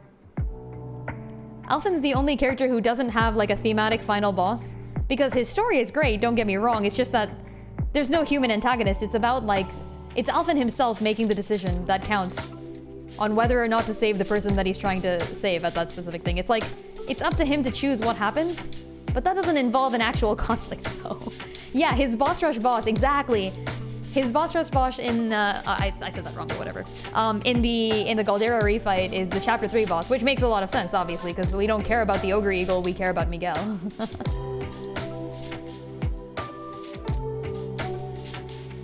No, I prefer that. I'm very glad. And it also makes sense that the story plays out in that order, because... Obviously, if Alphen had encountered Ogun and found that Ogun was sick before the events of his chapter 3, he would have not had any... He wouldn't have had any choices to make. He would have been like, yeah, sure, I'll heal him. But it's the interesting thing about Octopath 1 that the characters grow and change a lot during the course of the story. Each of them really, like, comes to a point where they must make a decision, and, like, their character changes. Like, they go through arcs. I will say that's one of the things I didn't necessarily like as much in Octopath 2 is that all the stories, they're a lot more dramatic, and I love that. It's very well done. The stories themselves are well written, but the characters don't usually go through character arcs. I think Oswald does. I think that's kind of it. Hikari kind of does. Hikari, I will say. Anyone else that goes through a character arc? Casti, I wouldn't necessarily say Casti remembering her past is a character arc, that's the thing. Like, she doesn't change as a character so much as she remembers who she used to be, but that kind of counts, I'll give you that. But like Ochette, for example, Throne, for example, they don't necessarily change, which is fine. Like, not everyone has to change over the course of their story.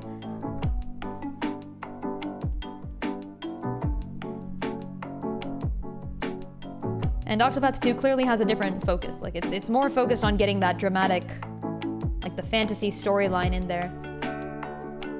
Whereas Octopath 1 storylines all felt more real, I would say. Like, the questions that the people there have to deal with are things that would affect the modern day. Okay, there we go. One layer of lights. Put a little bit more. I'm gonna balance this out.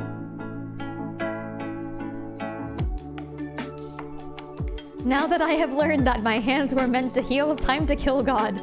This applies to both Casti and Alphen, and I love it. Octopath 2 did focus more on the overall narrative, that's true. That is very true. And it also focused on the dramaticism of each of the plots. So, for example, Oswald's story is actually just Cyrus Chapter 2, but stretched out over the course of 5 chapters. Like, if you really think about it, it's literally just Cyrus Chapter 2. Like, Cyrus Chapter 2 is, you find out that somebody is using forbidden magics from a dark book to, like, create blood crystals, and then draining people from that village of blood so that they can use it in a ritual to try to summon back certain devilish entities that you may potentially know of in the future. And they're also kind of using it as, like, a self-stimulant, like they're using it as a drug. And then Cyrus is like, wait, that kind of sucks, and then he goes down to the sewers and he finds the person, and then he beats them up and he stops the thing from happening. Meanwhile, in Octopath 2, Oswald is like, 5 years in prison, but I will get my revenge. And then he finds the first instance of blood crystalling, and instead of being some random strangers, which is what it was in Cyrus's story, it's his actual life, and it's like, oh my god, holy shit. And then you find out even more, you're like, oh no, like they're gonna use his daughter in the sacrifice next, and Harvey's this evil freaking psychopathic bastard, and you gotta murder him, you know? Like, it makes you much more emotionally involved in the story than in Cyrus's, for sure. But that does come at the cost of having, like, the interesting moral quandary that Cyrus gets at the end of his route, which is like, what knowledge deserves to be spread and what should be saved? Same thing with Alphen, where it's like, does everyone deserve to be healed? And he finds out in his route that not everyone deserves to be healed, potentially. And then in Tressa's, where it's like, what is the true value, right? Like, it's not necessarily things that everyone else values, it's what does each person value? Literally the trash to treasure storyline. And which item does she value the most? That becomes important. Each of them kind of has like a lesson to learn. I love it. Not even literally a lesson, but like a choice. Yeah, as I said, I love the choices. They're so good. 1, Octopath 3, to have other travelers to react to each story chapter. Oh, not just tavern talks? Ooh, that would be difficult, wouldn't it? Yeah, I personally just have like my own revision series of events in my head for Octopath 1 in which the characters do things. Like, I can imagine all of that, you know? I don't necessarily need the game to provide it to me, but then again, I see that it would be so good if it did.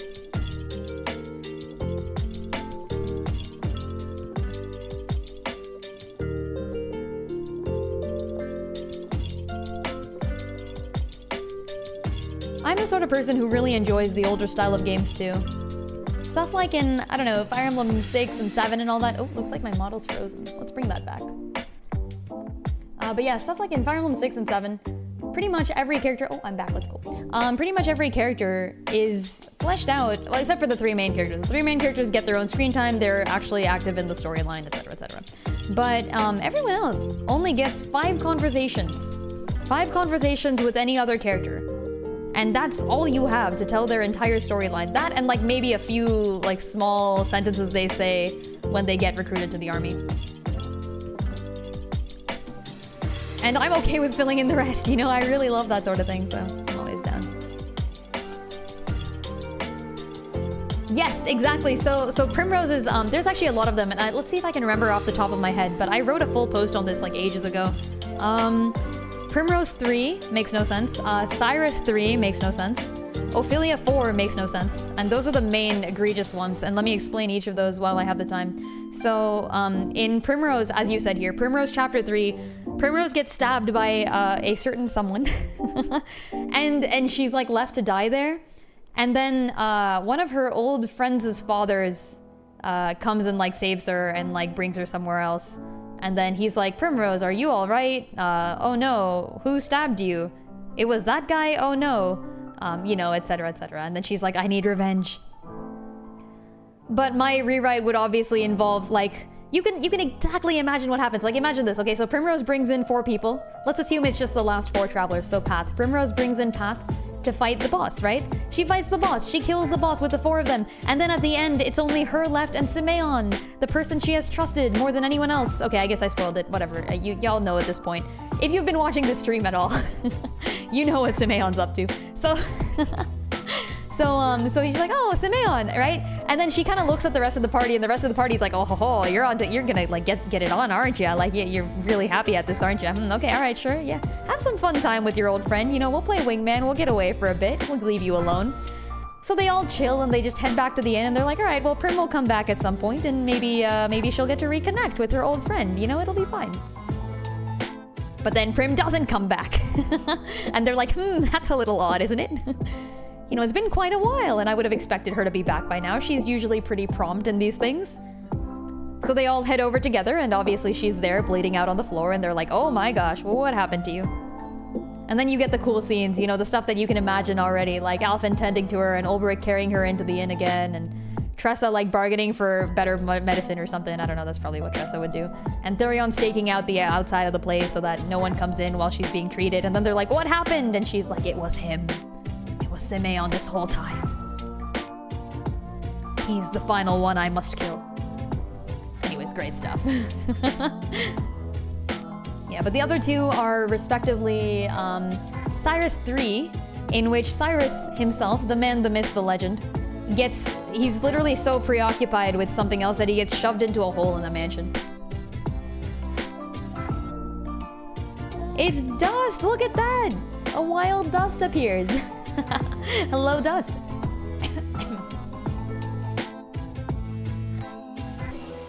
What's up, Dust?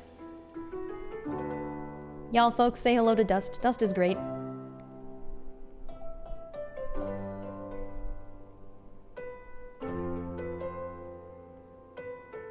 Dust would usually be here streaming with me, but Dust is traveling. Dust, what's up? Is work going well for you? That was what you were last doing, right? You were working. So sad. That one must work. No dust allergies here.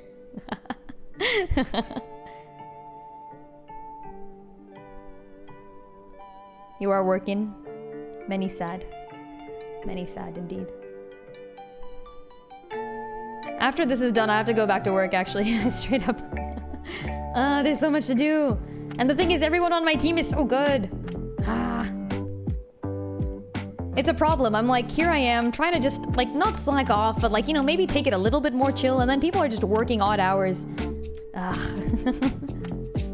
Oh no, you two. No. The work, it never ends.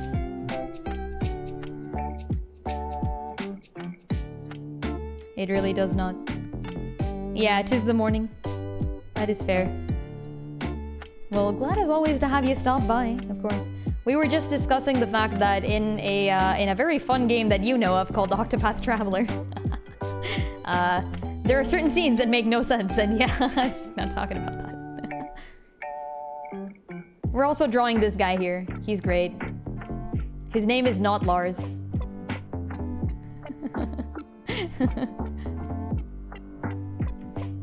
Dust has probably heard enough about this stuff through osmosis that she's like somewhat aware. Lars at home.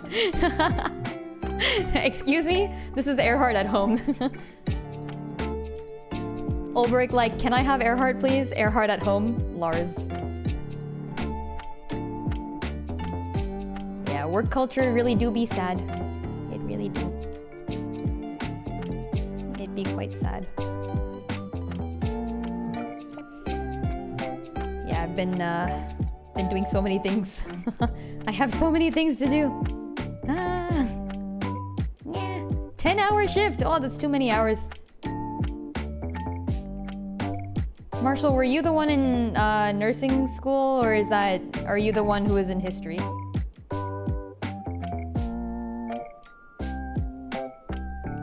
I'm bad at remembering things. You're the history person. Heck yeah. Love that. I'm assuming you're a museum then?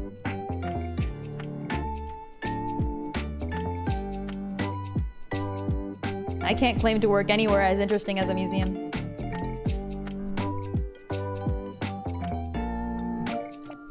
Specifically, I work at home. Well, technically I work in a tech company, so... I go into the office every now and then. They still haven't forced me to come back, so when they do that, then I'll have to go back. But right now, I've been chilling. They can't make me. They can't make me. See, my commute to work is like 2 hours, so it's not worth. I could stay here and I could save 4 hours of my day.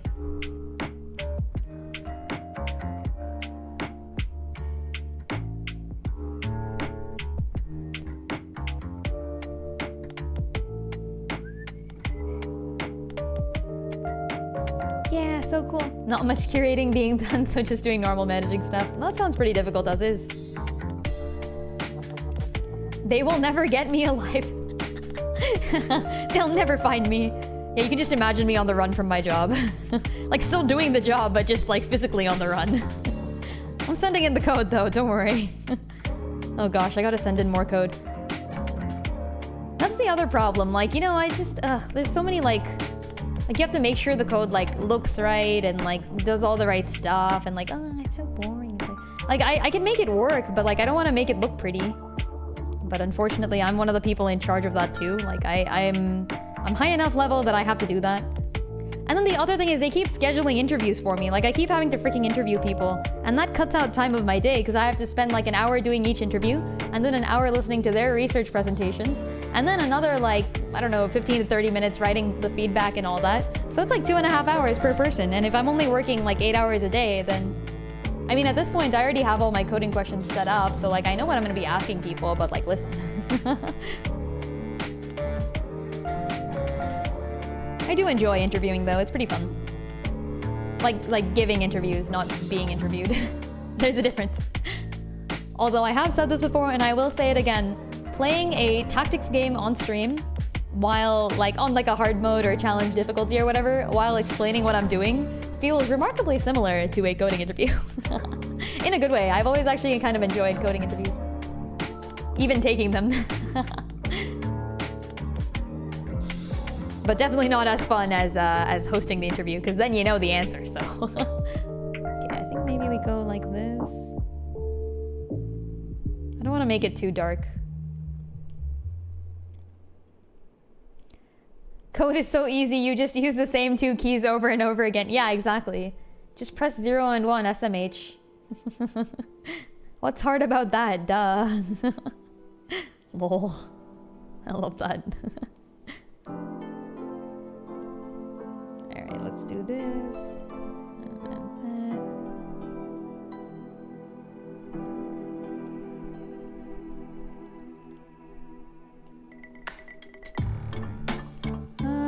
Okay. Now back to the shading.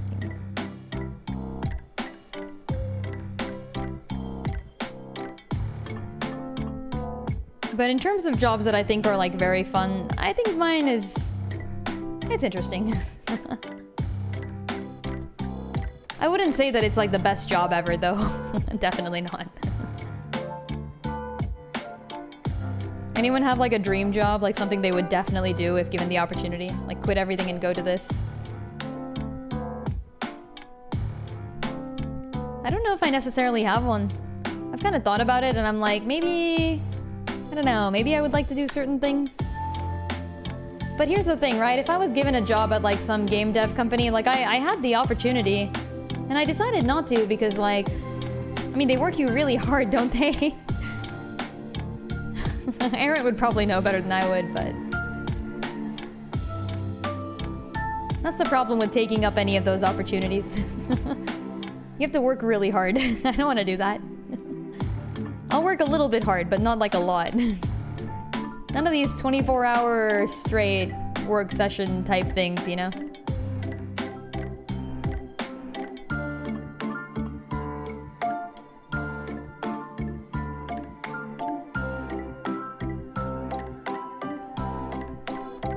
The thing about game dev is that if one person quits, they know that they have so many people willing to replace them that it doesn't actually matter. So no one can ever enforce good work conditions, which kind of sucks. I'm sure some companies do a good job of it, though. Wonder how Supergiant Games is. They seem like a rather fun group of people, and a very small team, too. The ones that made Hades, that is.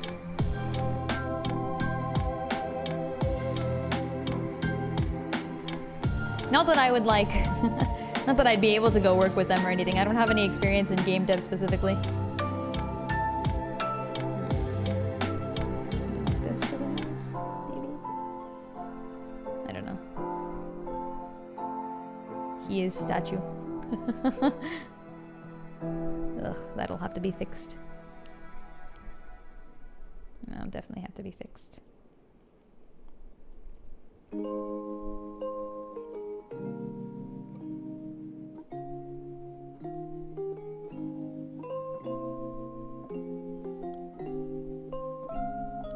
Yeah, work-life balance is really, really important, I agree. You gotta have enough time to do the things you actually want to do.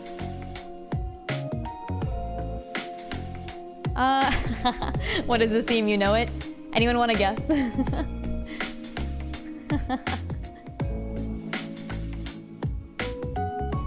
It is from Zelda, yes. It's a remix too, so it's not the original theme.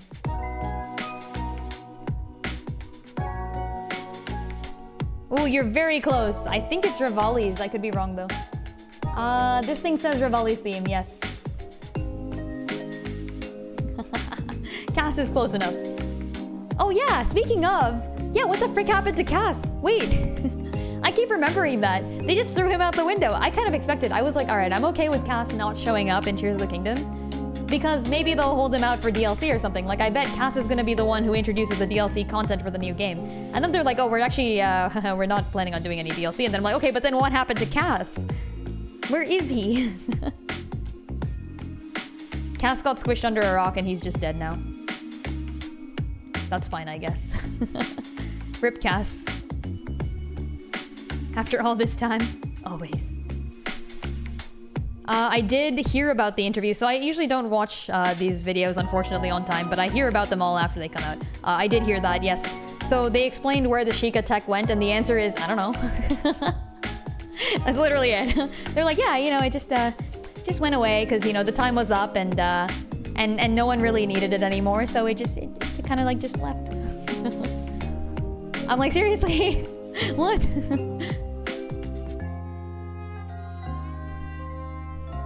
Like, even I have a better answer for that. Like, I'm sure pretty much everyone has a better answer for that. The shrines, it makes sense where they went. The Divine Beasts, I want to know, you know? Like, where did they go? Hot take, once Miyamoto isn't in charge of Zelda, the stories will get better. Ooh. I mean, to be fair, he was never really a story guy. He was always like an adventure guy. But he is the OG Zelda guy, so seems almost blasphemous to say anything of the sort.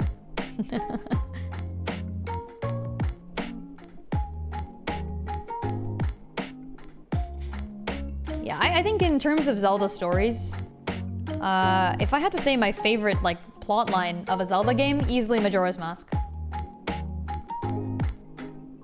Or, in Majora's Mask, that would be including the side content.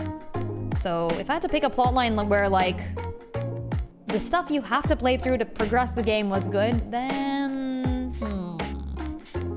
I think maybe even Link Between Worlds. Probably Link Between Worlds pulls it out. Link to the Past is very good too, but the plot of Link Between Worlds just edges it out slightly. Of course, one of those games was made in 2015 and the other was made in 1991, so you can see where the series has gone. Accept the crimes for I speak the truth, yeah.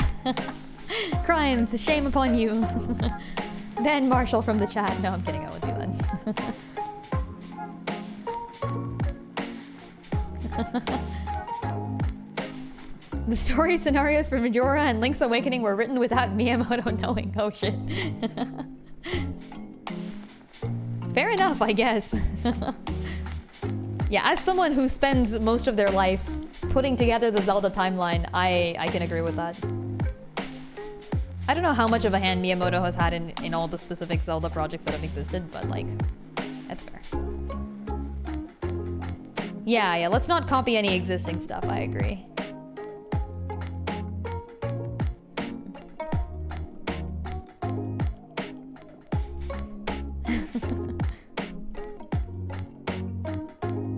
I still think that, like, the timeline from the Hyrule Historia book, that's this timeline I still follow, so it's the old timeline. And I agree with it, I think it makes sense. Except for one thing, they put Four Swords Adventures after Twilight Princess. I am now of the opinion that Four Swords Adventures goes after Four Swords. So, like, it should be like Minish Cap, Four Swords Adventures, all in quick succession. right after Skyward Sword, and then after all of those comes Ocarina of Time. So in the before timeline split era, for those of you who know the timeline of Zelda. Obviously, the reason that Four Swords Adventures came after Twilight Princess and the original Hyrule Historia is that there was only one Ganondorf back then. And they're like, okay, well, if Ganondorf is in this game, then it has to be after Ganondorf was created almost in in Ocarina of Time. In Octopath Traveler. Did you know Ganon came from Octopath Traveler? No, I'm kidding. But now we can potentially say that isn't true, because Tears of the Kingdom introduces a new Ganondorf. He's not the same guy, potentially. So if it's still in the same timeline, that means there is the potential to be more than one Ganondorf, and I'm okay with that. I think that makes a lot of sense. But yeah, not too many people follow the old timeline, unfortunately, so kind of sucks. Considering the Gate of Phineas is a gate between worlds, it's possible.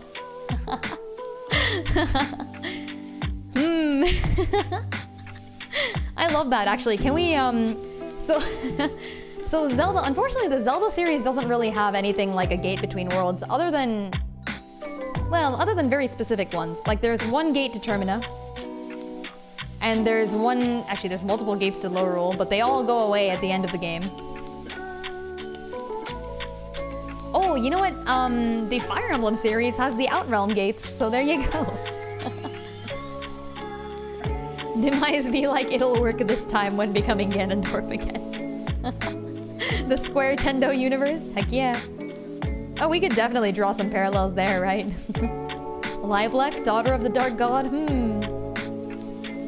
Is Livelek a Gerudo? Find out next time.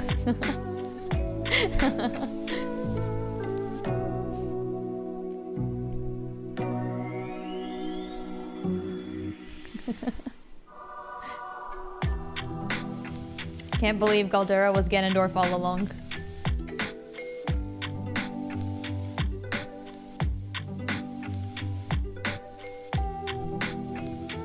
I guess Lilac doesn't have the right hair color. Very sad. Are there any enemies with red hair? Miguel has red hair. I think that's it. It's just Miguel. Sad. Miguel is a thief, though. I think Ganondorf was originally known as like the Gerudo thief or something, right? There's some thief thing associated with Ganondorf. I forgot what. I think Ganondorf is a thief class. Maybe.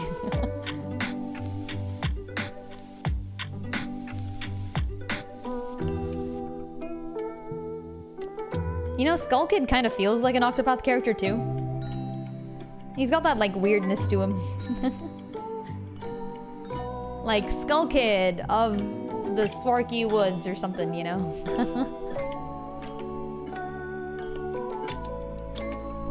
Oh yeah, there's been a theory for ages that that Groose is the father of the Gerudo race, like entirely. Like he just started the whole race, and I subscribe to that theory. I believe it.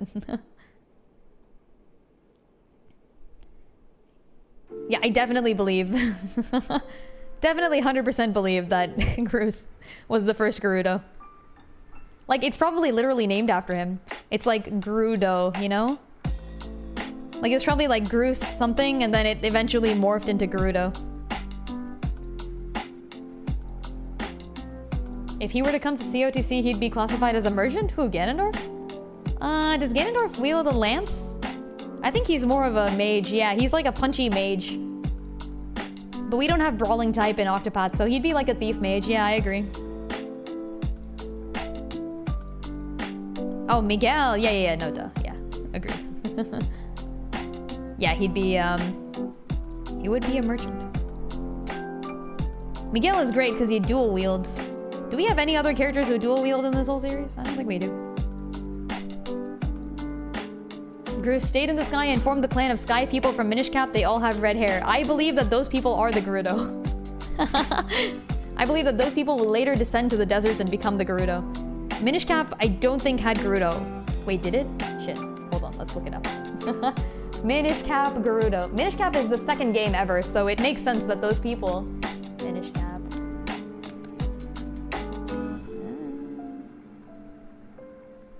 It does not, but this immediately brings me to a link where someone else has had this theory. Yeah, I'm not the first person to say this for sure. Is the Wind Time the Gerudo tribe? Yeah, exactly. People agree with me. Let's go. Let's go.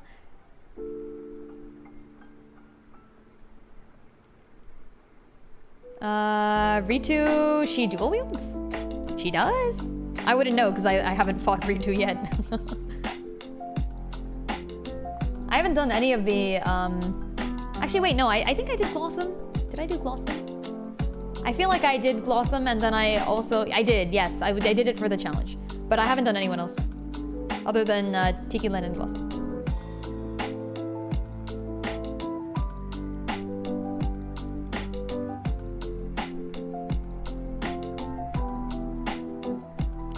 Link to the Past, Giant Pig Ganon is Wizard Barbarian. Oh yeah.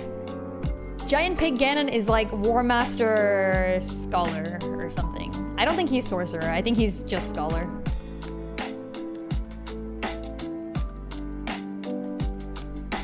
Yet to find the will to sit down and do Yuni. Yuni is like, what, 5th or 6th maybe, I want to say? I don't remember where she is on the list.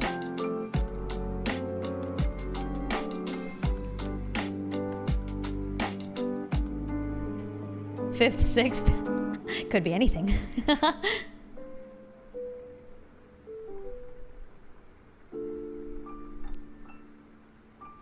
Been a while since I looked at that list though, for sure. I don't think I've done...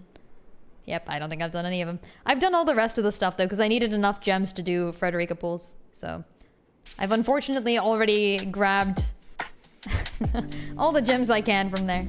No rubies left. 'Tis sad. 'Tis quite sad indeed.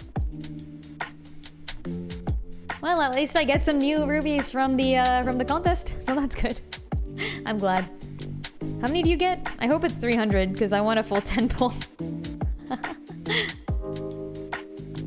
Are they also doing a top 3? I wonder what the top 3 will get. I hope they get something good. Not because I think it'll be me, but because they totally deserve it.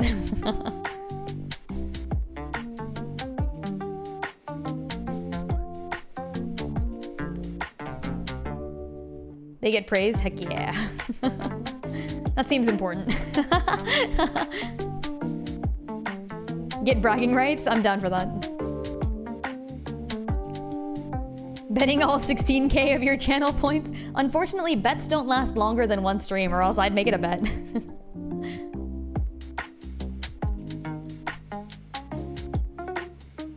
Unfortunately. Ooh, this is this I mean, this is an actual theme from Zelda, but this sounds very similar to the one in Cadence of Hyrule. It's Telltale Heights, that's what it is. Yeah. Y'all, if you haven't played Cadence of Hyrule, I recommend. It's the one game that I've been playing, it's the only game I've played off stream, I think. Oh, I also played Ghost Trick off stream, that's true. It's the only game I played off stream other than Ghost Trick. Just spam random stuff if you're wrong. I mean, I don't know. I don't think it was that good. I did all right. I was proud of what I did. I stayed awake until like 5 a.m. trying to finish that piece so I could send it in. I was like, holy shit. Because the next day, the specific day of the due date of the Octopath art contest was also my like best childhood friend's birthday. So I had to, like, I was gonna hang out with her the whole day and all that. So I knew I wouldn't have time on that day, which meant I had to finish it the night before. So I definitely, I was like, okay, I gotta get this done.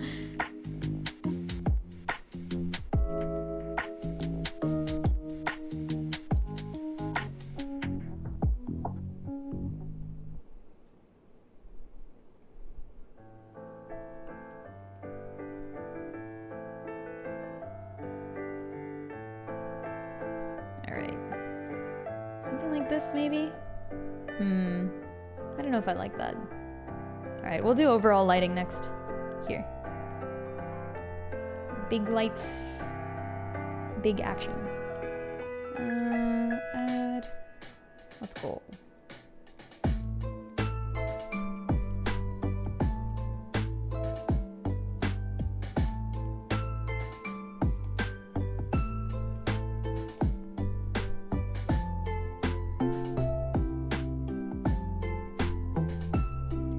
Oh yeah, I should also make the background a bit darker before I do that.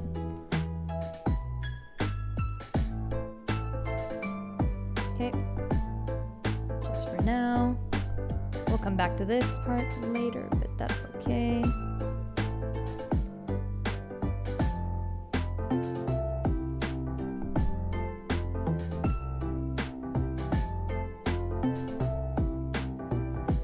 But yeah, I was actually pleased to see all of the... Oh, it looks like my model froze again. Let's press the button. Whoa. Big freeze. Big freeze, come back. Come on. No. It'll be back soon enough. Give it a few seconds. It likes to reload.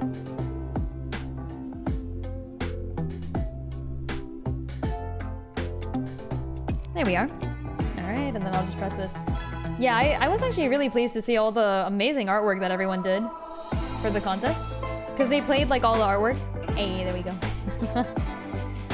Yeah. And I can just settle myself in. They played all the artwork too during the stream. And I didn't have enough time to see it all properly yet. And I'm gonna go through and look at it all like much more closely. But it was awesome. It was so cool. Everyone did such cool stuff. Got a perfect screen cap of that face while it was frozen. God damn it. When technology lets me down. That's okay.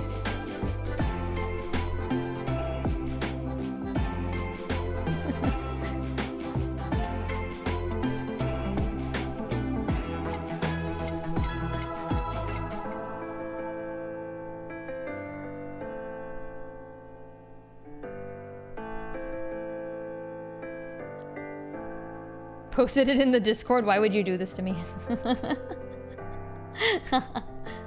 This is fine.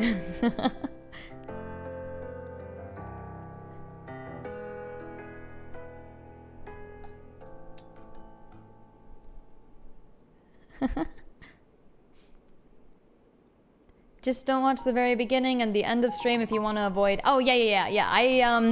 I did see that the beginning was going to be about Bestower of All, so I'm just going to avoid it. Exactly. They can't catch me. Their spoilers are going to miss me. Totally. I'm going to not get spoiled at all. There was a bunch of really cool meme artwork in there, too. I think one of them might have also been one of the winners. There was one... It was like, We're the Bad Guys or something. I don't remember the exact name of it, but I liked that one. I thought that was really cute.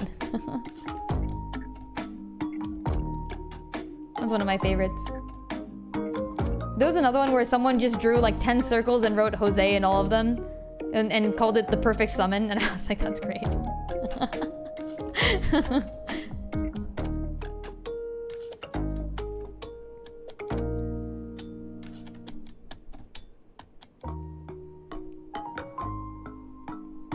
Yeah, I was like, this is the sort of artwork I want to see. Heck yeah.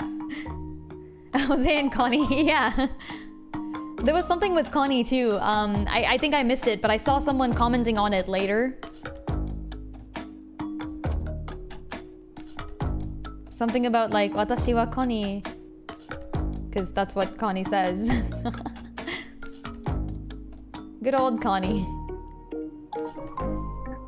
Did I have fun at Hell? I did! It's so cool! It's so hecking cool! And guess what? I have good weapons now! It's awesome! I can actually do things, it's so cool. I can't upgrade my weapons beyond level 2 though. I don't know if that's just because I haven't done the next part of the story yet, but probably. Yeah, I'll be continuing the Hell storyline, and you know, I got weapons now. Like immediate plus 100 to all of my important stats. More than 100 actually, because like the weapon itself, like the basic Hell weapon I put on, like Cyrus and Roland and all that, straight plus 100. Plus 110 even. And then I started putting souls on them and you know, it just goes even higher. So far it's up to level 2. Oh. So it's not any higher than level 2. Yeah, you can spoil me like weapon upgrade. That's fine. That ain't a problem. Wait, so that means you can only upgrade once, then. That's interesting. I didn't think that would be a thing. You'll be able to upgrade them at... Okay, yeah, that makes sense. So you keep progressing and then you'll be able to upgrade them. That's fair. That is what I would assume.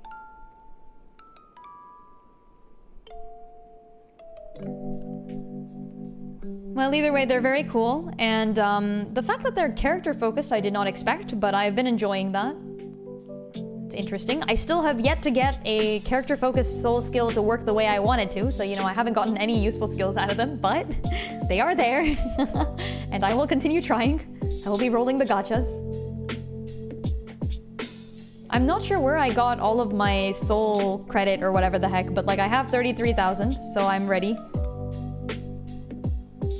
That's where the Void Dust comes in. I don't think I need to use Void Dust, right? I just replace it with another soul. Yeah, fortune weapons are the best you can get for the overworld, except I wanna get hell weapons for each of my characters, and then I'm gonna start doing the game board. Because that will make it so I can actually do the game board and not die. Okay, a little bit of highlights. Actually, maybe take this off too. Yeah. Alright, what else needs a highlight? Be like here.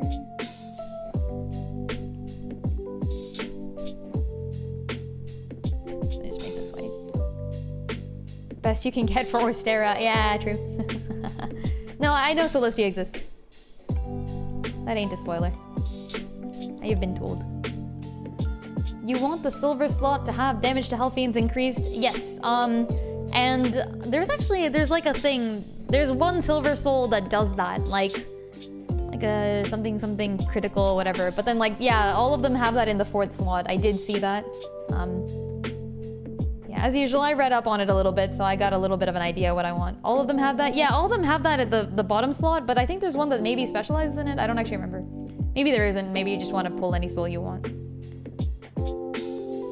I feel like there's one soul, like a boiling something soul or whatever, silver soul that does that, but I could be wrong. Yeah, and then gold, I think you just want either potentially physical attack or elemental attack, whichever one you actually want to focus on. Or at least that's what I want, because I am going to be using these for outside of hell content for the near future, at least. Okay, there we go.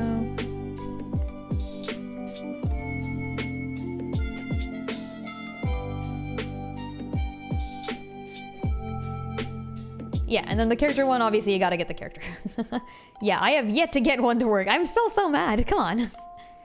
Like, Cyrus only has 3 options. And I got the only one that, well, actually, only one of them matters. Because you really want the X3. Glacius Claudier, Ignis Ardair, Tornitrus Canair.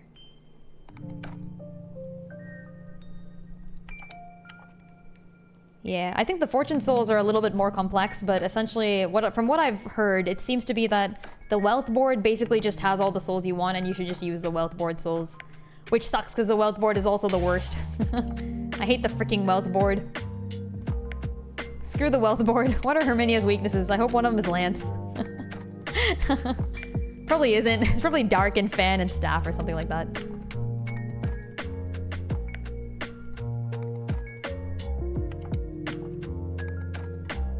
Oh, they're a lot more simple? Okay, that's good to know, because I haven't looked into it yet, you know? Don't have one yet.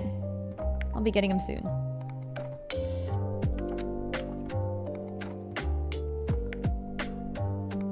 A lot more painful to farm. Yeah, that's what I hate. I am not the sort of person who likes grinding. I feel like if a game is going to make content only available to those who will sit there and waste hours of time on it, that's not good. However, it is a gacha game, so I'll take what I can get. Yep, main soul depends on physical or magical. Makes sense to me. Yep. Support units obviously don't necessarily care either way. Probably you can give them HP and have them slide. I've heard that physical and elemental defense don't matter as much. It's the grade of the armor that matters, which makes sense to me as well. Did someone say Diablo? Oh no.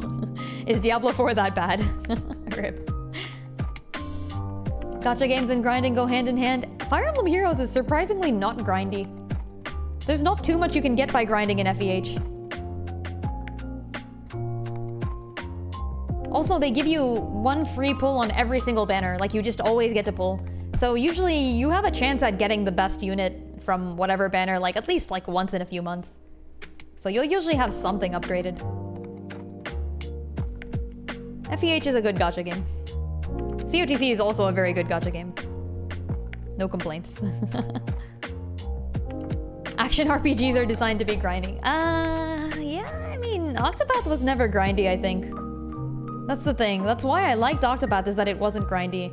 Octopath the One, I know a lot of people think Octopath the One is grindy, but to those people I say, A, don't try to keep everybody at the same level. A lot of people made that mistake back in the olden days. They tried to keep all 8 of their party members like as high leveled as they could.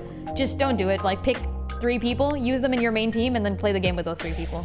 And if you want to use like other people, like feel free to switch out the party of 3 whenever you feel like it. That's not a problem. But like if you want to keep everybody at the same level, it's going to be very difficult. And you can always level them up at the end of the game. It's much easier to do that at the end of the game. When you want to fight the final boss, you're going to need all 8 of them, so... And then the second thing is, a lot of people like to grind by going to like some lower level place and then just like, you know, killing enemies mindlessly for hours and hours or something. But there is a much easier way to grind in Octopath 1, which is find a place where the enemies are like 10 levels higher than your current party, like just a really high level place. Obviously this doesn't work at the end of the game, so like while you're in the middle of the game. And then just come up with a strategy to kill them. Like kill one of them, it doesn't even matter. And then you rocket up like 3 levels. It's great. And then you do it again and you do it again, and soon you've maxed out your levels. So actually don't do it again, because then the game will not be fun. But yeah, it was great. It was actually awesome. I loved it. You'll get 40 in COTC in 2 weeks. Wait, 40 of what? I missed the context. Oh no.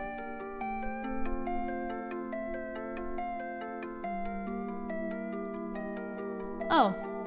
Free pulls? 40? What? Are they doing a double banner or something? Are they doing a whole free... What? That don't make no sense. Are they just giving out traveler seals for no reason? Why? Alright.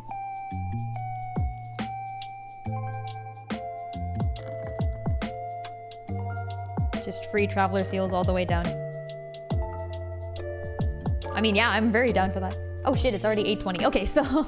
Anyways. Hello, folks. And with that, goodbye, folks.